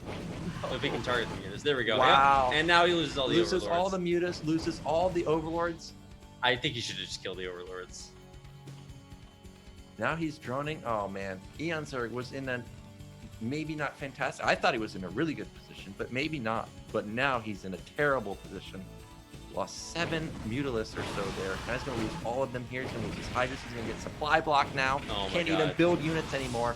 I think this is so it. Kogut's going to take a 1-0 lead unless there's an evolution chamber and spore colony somewhere. There aren't. This game's done. XX Wraith God 69 here, coming back at your ladder points. What a god! Like I said, live by the Wraith, die by the Wraith. This is so iconic to watch Kogut make this happen. GG, Eon Zerg taps out, and Kogut takes game number 1 of our last best of 3 of the night. Oof. And in what a way to do it too. You got to know Eon's kicking himself for that one move, moving his Mutas in without an Overlord. Yeah, first losing to Dragon with the Zealot Archon. Oh, yeah. Now losing to Wraith, when I really do feel like he probably thought he had the build order win right there. Mm-hmm. When he knew Kogut was all in on, not all in, but yeah, pretty much all in. I'm worried now because that's going to really tilt you quite a bit. Yeah. I mean, I had kind of forgotten about the loss against Dragon, but I know Eon Zerg has not forgotten about it. So it's building up. We're moving to Whiteout as our next map. I mean, this is, in theory, where Eon Zerg wanted to go to more, but are we still going for 2-hatch Muta? I know you were thinking about going for Lurkers in that situation. Mm-hmm. We still do that on Whiteout? Or... You can do it on any map. I mean, okay. Except Sparkle. Glad nobody has to ever relive that map again. I saw somebody on Team Liquid in map thread. It's like, I liked Sparkle. Why don't we bring that back?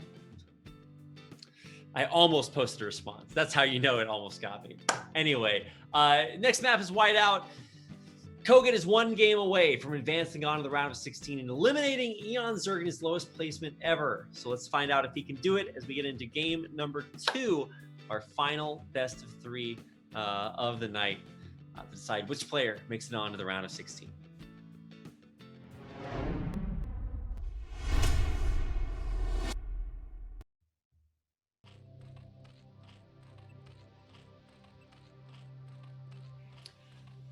Okay, here we go in the 6 o'clock. Oh, never mind.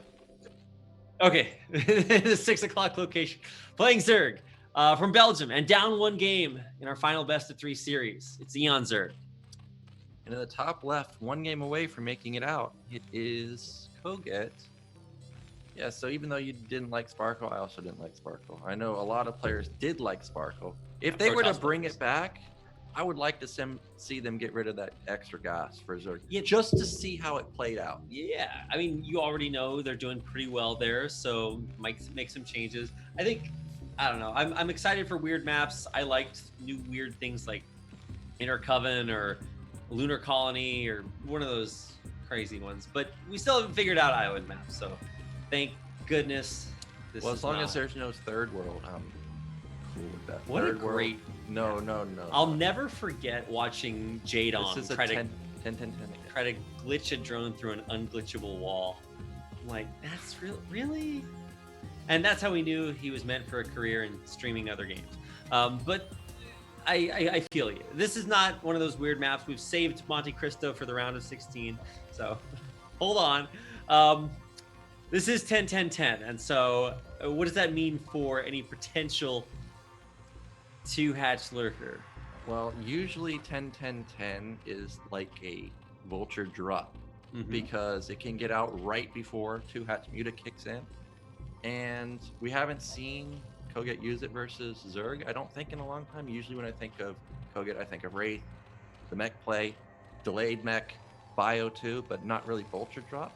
So this is going to be pretty good also because Sylphid is a map where you can drop in a lot of locations. You can drop at the top, you can drop on the natural, on the high ground. Well, you can drop especially at the depending back. on where you spawn. Yeah, and this is a good build for current meta because 2-hatch is so meta these days that it's gonna hit right before Eon Zerg really expects it, and he may tilt off his not tilt off. He may be forced to use all of his larva on links. Another thing with Vulture Drop, because I used to do this to EG players all the time. Oh god, they hated it. You get mines, lay mines next to the larva, and you blow them up because they're not completed yet. You're right. Then even if they are morphing, they can't build, build anything. Yeah. Well, anything. Yeah. Yeah, they're just doomed. They can only build mutas out of their nat. I can see machine tilting. Oh, right now. LZ Gamer hated it. He hated it. Good times. Well, we're gonna find out. That is a full wall with the factory. This looks like Wraith again because he's got 2 or 3 on gas still. This is gonna be faster Wraith this time. I'm actually a little bit surprised that this isn't drops because it lines up perfectly for how the meta is. 2-port Wraith. 2-port Wraith. Where's the second Yep, SCV? 2-port Oh, there Wraith they again. are. Look, is this too much? If it works, think if it it's ain't broke, good. don't fix it. Well, I think now it's. I don't think Eon Zerg's gonna make the same mistake where he was overly confident 6 mutas or 7 that he had could survive Wraith hits. But it is slightly. Oh, he's getting Burrow this time, Okay. which will save drones, but that wasn't the issue last time. Well, not the mutas can't. It's like Yep. Stoneform gargoyles in Warcraft 3. But the good thing here is it seems like Eon Zerg already knows what it is. And I think what gave it away is there's not just the factory for wall, but you weren't building anything out of it. If you were building a vulture, now we don't really know what it is because it could have been a hidden command center on the right side. Yeah. But the fact that you're not building anything, why? Yeah. Well, it's like Dragoon range. Like if they never get it, you're like, well, where did that go? With the gas, it's like, well, if you're not doing anything else, what are you doing? Well, 2 wraiths are almost out. This spire is halfway done. It's not done anytime soon. He can definitely get supply blocked, and he doesn't have any. Okay, he does have actually 2 overlords being built, so that's actually perfect for him. I guess he's expecting to lose one of them. I like this overlord he has in the top right. That's not getting found ever. Oh wow, yeah, you're right. Well, unless he uses it for muta control, but Rays are already out. They're already gonna find one. I like the usage of the Zergling burrow to kind of scout for the Rays or see where something comes from. But once again, that will not save the Overlords or the Mutalisks, which are in desperate need of saving. I like how he sent a Wraith out looking for another Overlord. So he's going to get 2 Overlord kills. Yeah, confidence, but yes, also going to supply block Eon Zerg when that dies. Nope, Eon Zerg preemptively built. Okay, he an popped Overlord, another so this one. is great. Like I said, Eon Zerg knew what it was from the get-go. That's why he got Burrow.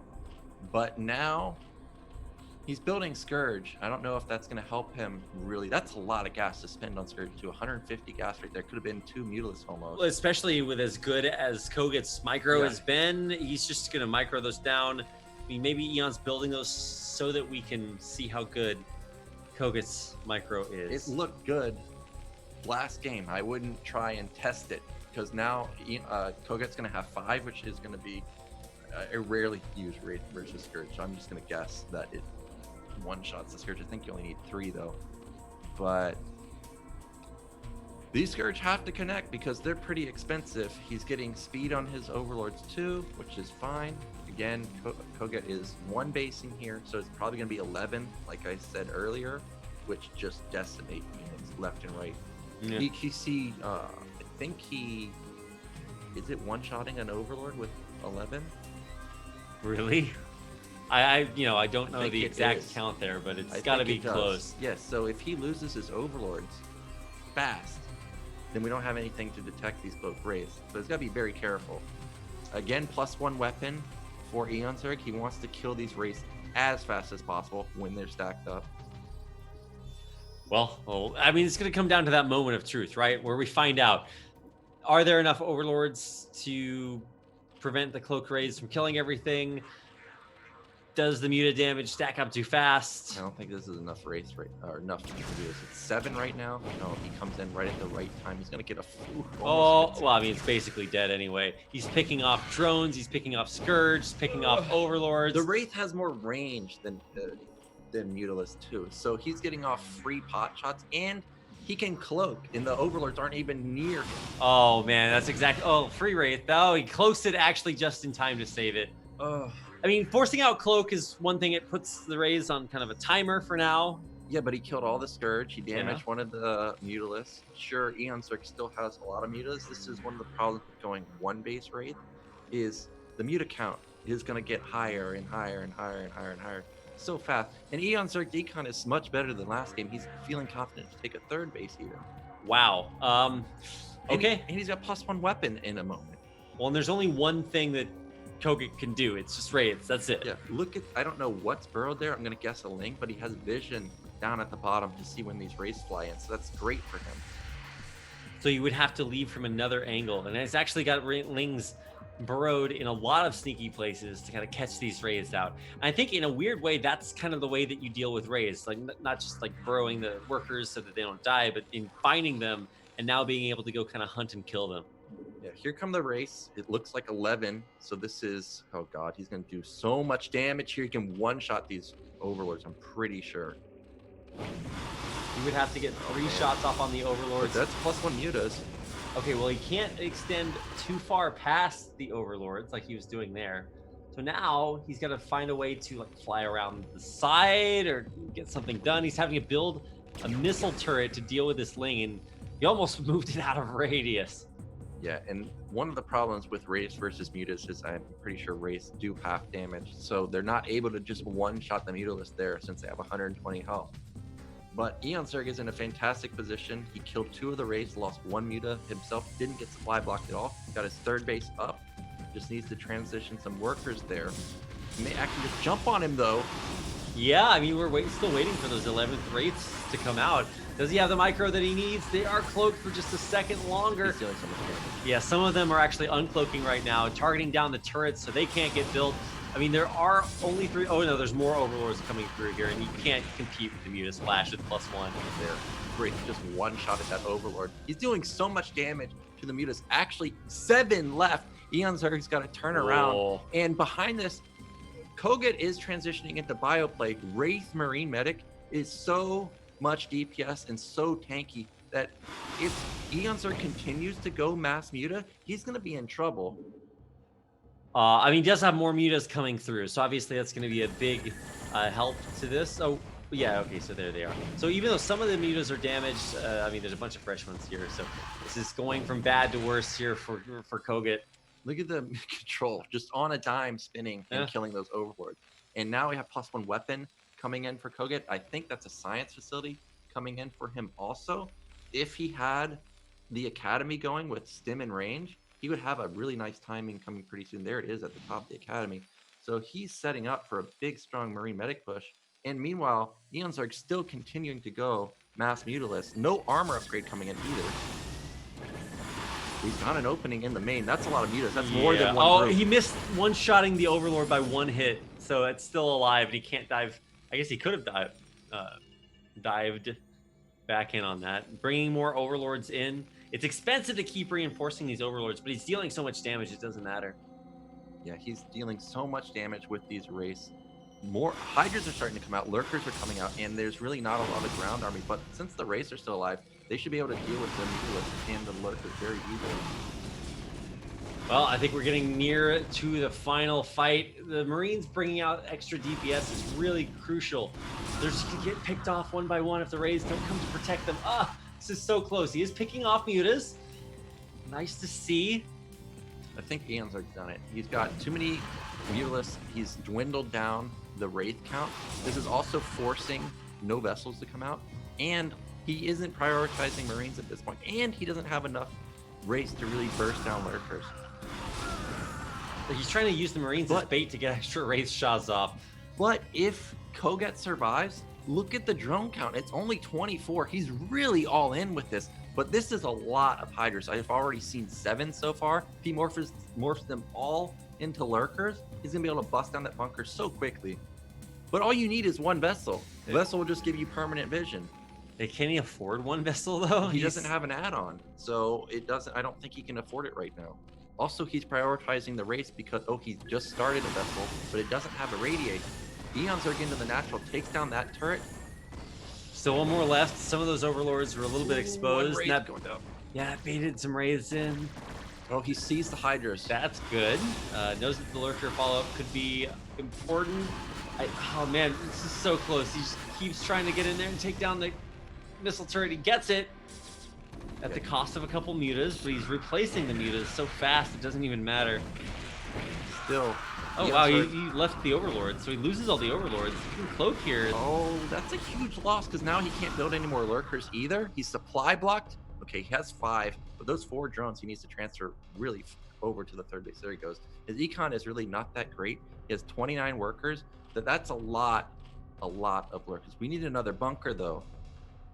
I don't think he saw the lurkers. He saw the Hydra, so that should clue him in, right? Well, he doesn't know if it's mass Hydra or if it's meant. Now he knows. Oh gosh, does he have stim? He does have stim. Oh, yeah, so many lurkers. He stims, gets back into the bunker. He's trying to kill off the lurkers, but they're just not dying in time. The Marines in the bunker pop as soon as they come out, and the Marine DPS is not enough to stop these lurkers from burrowing. Yeah, but these wraiths are doing work.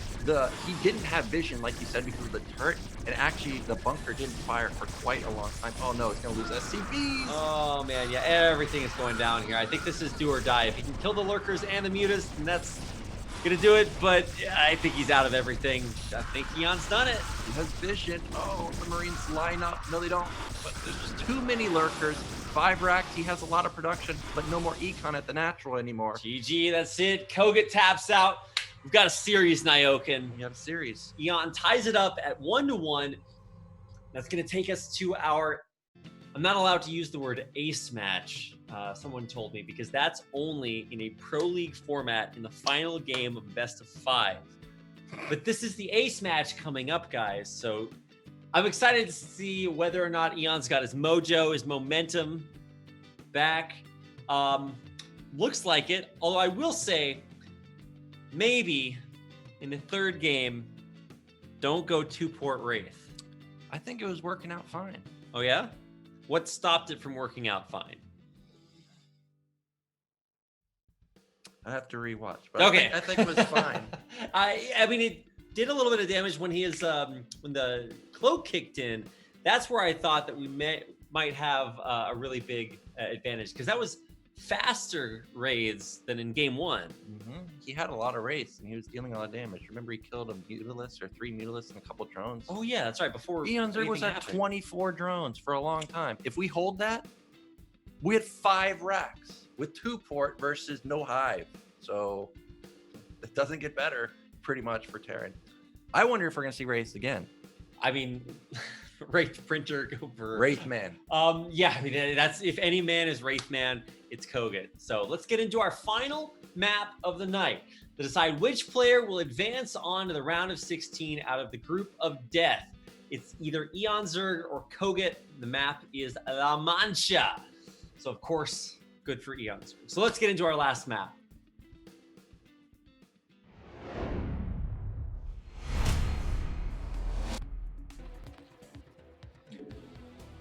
All right, here we go. In the bottom right-hand corner in the red from Belgium, Jose Luis. It's Eon Zerg. And in the bottom left, representing Poland, it is Kogut.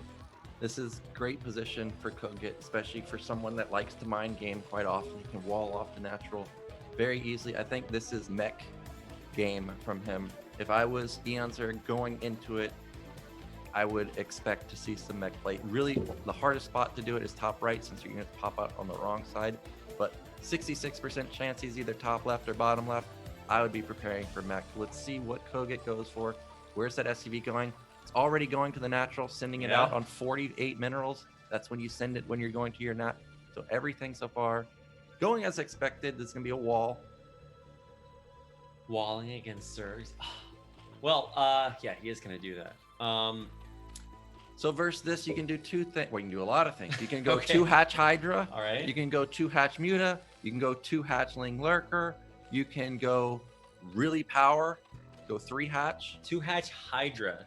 Well, said. when you see the wall, you can go 2 hatch Hydra. Okay. Which he's going to see quickly because he gets a first scout. Yeah. Seems like everybody first scouts today. How do they do it? What's the secret? I don't know. So he's gonna get that first scout in there, but what's the follow up? I feel like we've just been seeing 2 hatch Muta over and over again out of Eon Zerg. Okay, so this is gonna be 12 gas. So this is still a wall though. I would really love 2 hatch Hydra right here. Because I almost never see that. You don't ever see it, but this is 2 free depots for you. Look, as soon as he sees the depot, he turns around. He knows that this is a wall. Now he's just waiting to see whether it's command center or is it gas. I think around 3:15, you're putting down the command center. Well, we have our prerequisite second. No, actually, it's even faster. That's 3:15 is around with gas. So now when he sees that there's no command center instantly going down, he's going to be confident that this is tech. So this could be Wraith again. He could be thinking that, which Hydras would beat that too. Yeah, I guess you got a point. Well, like, so why don't you think more Zerg players do 2 hatch Hydra against? Well, you don't get to scout instantly this fast either. Well, if it fails, you're dead. But it is a very strong build because, like I said, you get instantly supply block, and people don't factor that in. They just see the Hydras coming. They're like, "Oh no, I need bunkers," and then, well, you can't build anything if you're supply block. Well, you can build bunkers. Yeah, you can build bunkers with nothing in them. Yeah, relatively unhelpful. They don't fire. So Overlord sees no command center, so now he knows it's tech. Now he's probably going to go around the bottom. He still hasn't been scouted by Koget, so he could go in deep if he wanted, but he would sacrifice a worker to do that. Now Koget is going for an expansion follow-up. No raids, so this is great for Eon Zerg. Layer's almost done. Yeah, I mean, it looks like we're just going to see the same build as we did last time. 2 hatch Muta. On the other side, I hope that we're not seeing raids after this. I mean, obviously there's the expansion follow-up, and you're not going to go 2-port after that. This is no raid. Now, because Goliath builds were so popular for a long time, I really thought 1-1-1 was going to come back, and we have been seeing it more often. So Koget may go for that. Something that I've seen Firebat Hero do sometimes is he'll open like this and actually just go straight into like 5 racks with like +1 weapon. Even though everything is much later, it completely catches Zerg off guard. Now, what does Koget want to go for? He does have the armory, so everything does. Oh no, are we gonna lit a vulture in? Really? Oh my god. Yeah, stop it on the ramp. Not like this. God. Okay, well. Disaster strikes Eon Zerg, pulling his entire drone line. I don't even think he's gonna catch it. Oh my god.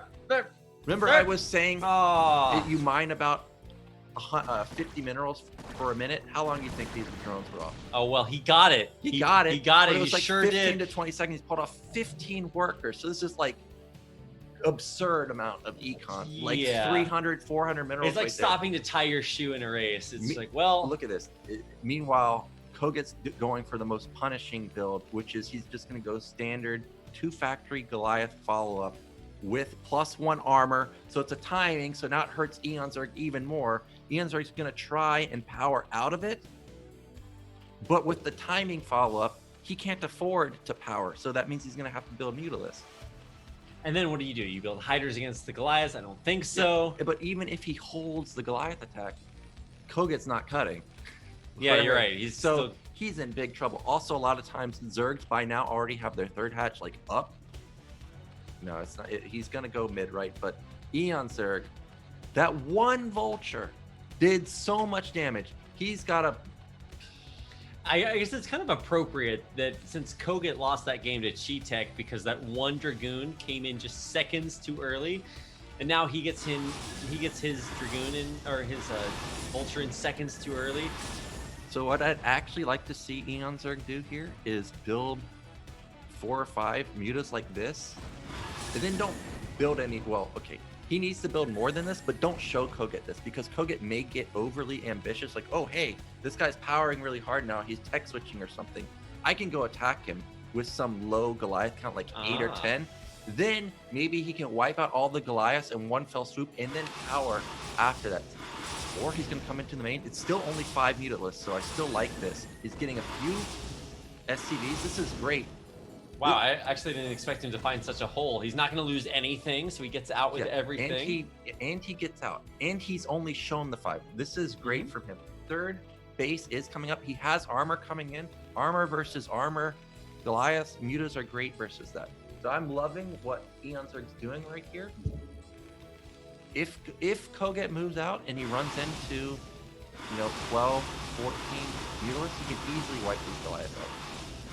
Now, see, Charon boosters finished, so I think that's the end of our little shenanigans here. Well, he doesn't want to lose the mutas here because, obviously then you just don't have the threat. But he shows 7. Yeah, still 7 is not a lot to show, so I still think it's okay. But I don't know if Koget's going to move out. He's approaching the point in the game where you would start moving out, but he only has... Is it really only 7? No, he's continuing to build more. Yeah, but I think he should have a few more by now. It looks like somehow he's missed macroed a little bit. So actually, he's going to stay back in his base. So actually, Eonzerg is doing a really good job to recover in this game. He still kept his mutas alive, and he's still building more, and he has his 3rd base up. So everything is actually okay for Eonzerg, despite taking so much damage in the early game. Here comes Koget. This is what I was saying. This is what they always go for. They always go for timing, and this is not a lot of Goliath. But he can't engage it just yet. He needs about 1 more round from both of his hatcheries. He's going to lose an Overlord. Supply block. And now is his Mutalist stuck? He doesn't. Okay, he does know where the Goliaths are. They're on that side of the map. This. No. We can't. Oh god. Oh, now they're stuck. Oh, he's going to find 2 isolated Goliaths. That's a good trade. 1 more glitching behind the minerals. He's going to pick both of these off. That's good. And there's actually only 10 on the other side of the map. Now, if he can get them together, these are isolated 9 Goliaths. He has a lot of Mutalisks on the other side of the map, too. 6 more about to pop. If he gets them all together, he can overwhelm this army. And this style, you delay your academy for a long time, so you don't know whether it's mass Muta, whether it's mass Hydra. Yeah. We know it's mass Muta right now, but he doesn't know that. If he starts building tanks, that would not be good for Koget. But he did manage to save the Goliath. That's actually game saving for Koget. A stuck Goliath right there. Uh-oh. I think he's pulling back home. Oh my god. So, in my experience versus mass Mutalists, I have a very high win rate versus mass Muta, just pure Muta. But if you don't expect it to be pure Muta, and you mix in like 3-5 tanks, it can win. Or if what's happening right now, where Eonzerg is picking off a few Goliaths left and right, 3 or 4 or 5 Goliaths lacking from your critical mass army can be all the Zerg needs to just simply overwhelm it. +2 carapace coming in for Eonzerg as he continues to try to find a way inside Koget's base. +1 air weapons coming up for Koget. Supplies are getting very close too. Even though he's down 20 workers, it's 89 or 99, 100 to 80. So they're even in army supply right now. Still no tanks. That's great for Koget. He's not expecting Hydras. He's definitely just staying. Oh no, he started to build tanks. So he doesn't know if there's Hydras or not. So those aren't going to help at all. But well, we've got 2 control groups of mutas. So while one is away, the other will play down there in the natural. But there's so many Goliaths that you can't even harass that mineral line anymore. He needs to just back off. Every Mutalist is so important to him. He knows that a timing is coming. He's clicked the Goliath. He knows that it's a 1-1 timing. This is what Terrans always go for these days. So, I mean, you said it's a timing. Is this like a all-in timing, or is it's not all in, but it needs to do damage, and it can easily fall apart if it gets delayed. So, what are we? 1040. Koget has to go right now. The longer he waits, the more Mutalists he gets up. Oh no! Oh no! He's turning around. He's turning around.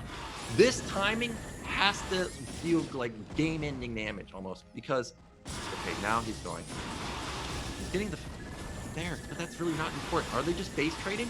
I think they are. Just gonna base trade, but Koget has so much money. Spam turrets and rally to his main. He's going to hold this off easily. Oh, no. I think Eonzerg might actually get eliminated. Even though this looks good for him right now, he's going to lose his natural. He's losing all of these Mutalisks also. He's not turning around. These are 1-1 Goliaths. Yeah. But those are tanks. Yeah, he's taking out the tanks. I mean, look, exactly like you said, just spamming turrets back at home. He actually didn't rebuild turrets at National, so he's going to lose all of that. He's losing Mutas for free. That's not How good. many Goliaths actually is it? It looks like it's like 20 Goliaths. So actually, it's not an overwhelming amount. He's going to kill the Nat also. So, but oh gosh, supply block for Eonzerg. He doesn't have enough. Oh no, losing. Yeah, he has a bad rally point. I mean, so the National is dead. He can go back in and kill the main. The third base is still up for Eon, but let's see if he's going to lose too many Mutas here. There's so many missiles attacking from so many different points. It's hard to like go take up all out at the same time. Yeah, but there aren't that many missile turrets, are there? But Goliath turret combo is so strong. He's spamming out turrets left and right. There are actually a lot of turrets. And he has to micro like this, whereas Koget just has to A move. Gonna kill the Spire, kill the Sunken. Has no more money. He can't build any Sunken colonies right now. Only 39 minerals. 3 workers, 2. He can't morph. He only morphed 1. Oh my God, you're right. He can't morph. He just lost his pool. It's over. Oh my God. He's dead. He doesn't have enough mutas. It's like 20 Goliaths versus 10 Mutalisks. But you can micro the mute. Okay, never. Goliaths have infinity range. Yeah. Oh, what is it? It's like 9, right? 9. It's like 12 or 13. It's crazy. Okay, well, he's gonna try to micro down 1 Goliath at a time. But mutas regen their health. Look, I'm trying, guys. He also has like single mutas like flying around the map. He's got to go over the bridge, but he's got tanks. Look. Also, like, how many workers is it? 3?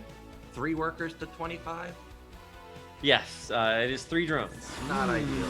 No, suboptimal, I would say. Suboptimal. Yeah. Okay.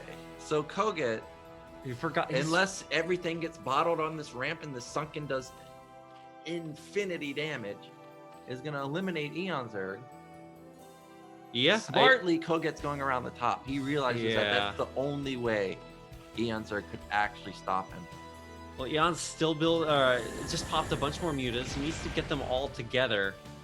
He doesn't have Spire anymore. He doesn't have anything. He has no money. So it's mutas. Yeah, I mean, this is going to be it. He's going to bring the Hydras in. But there's actually a tank in there, too. Yeah, you just can't fight it, and he knows that. He's going to pull back, and, like, I don't know what he's hoping for. The game doesn't get better from here on out.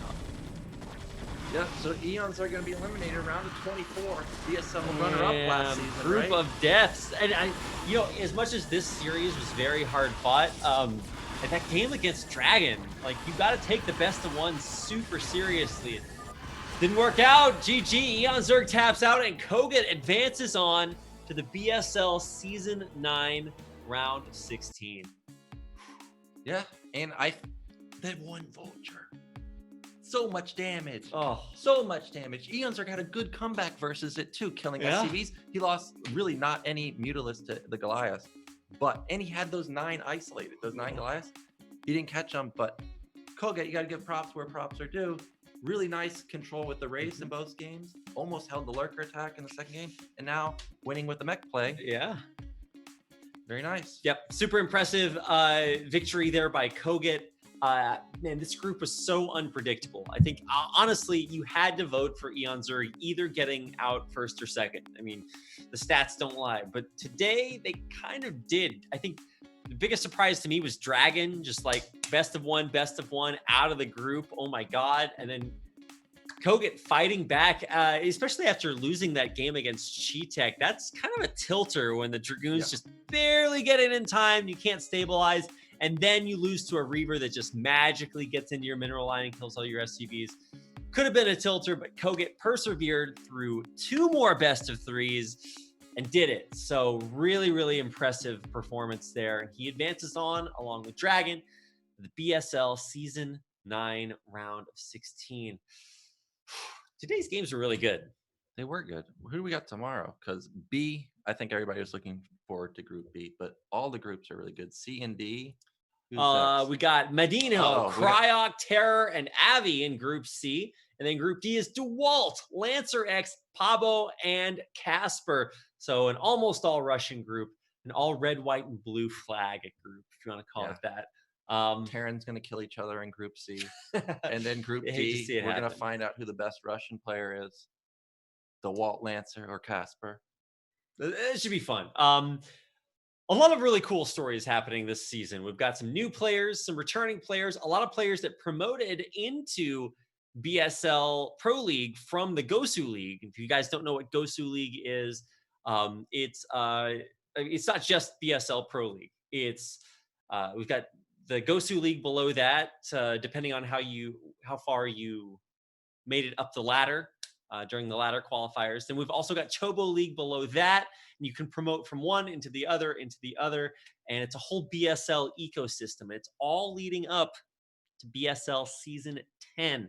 We're in Season 9 right now, and the next season is going to be bigger than ever. We've got thousands and thousands more dollars coming in for the prize pool. It's going to be one of the biggest online Brood War tournaments outside Korea ever, and a lot of people are trying to qualify for it. And the way that you qualify for BSL is by getting points from your placements in ladder tours, BSL, Gosu League, and Pro League, and so it all adds up at the end.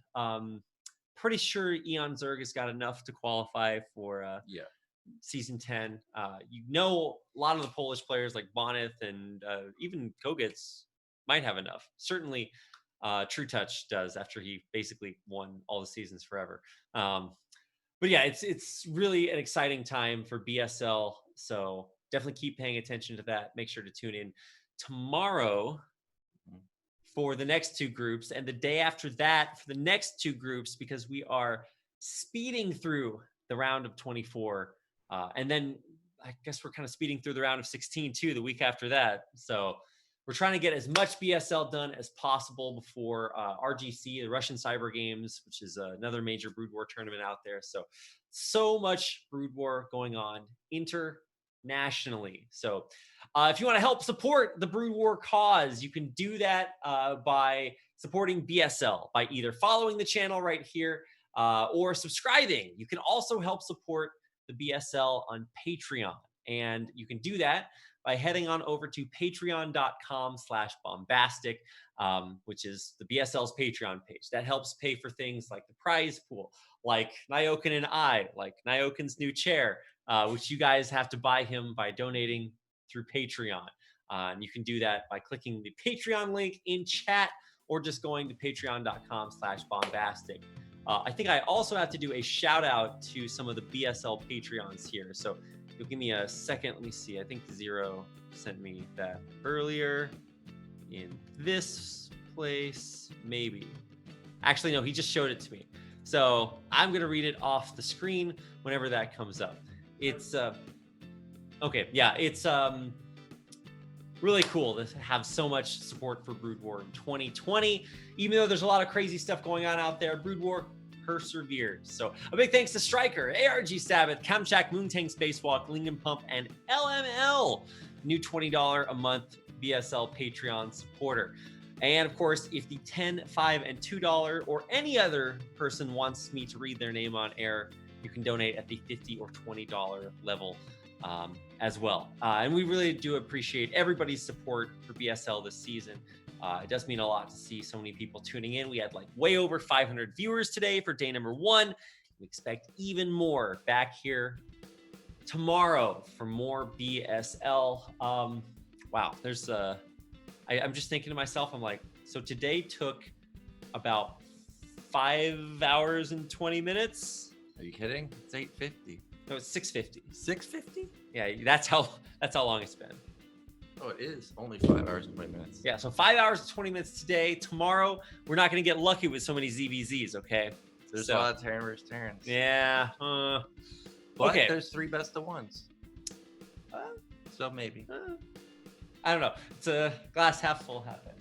Either way, thank you so much to everybody for coming out and tuning in to day number 1 of brand new season 9 of BSL. We'll be back tomorrow for even more Bombastic StarLeague. So come back and see us then. Thanks for watching.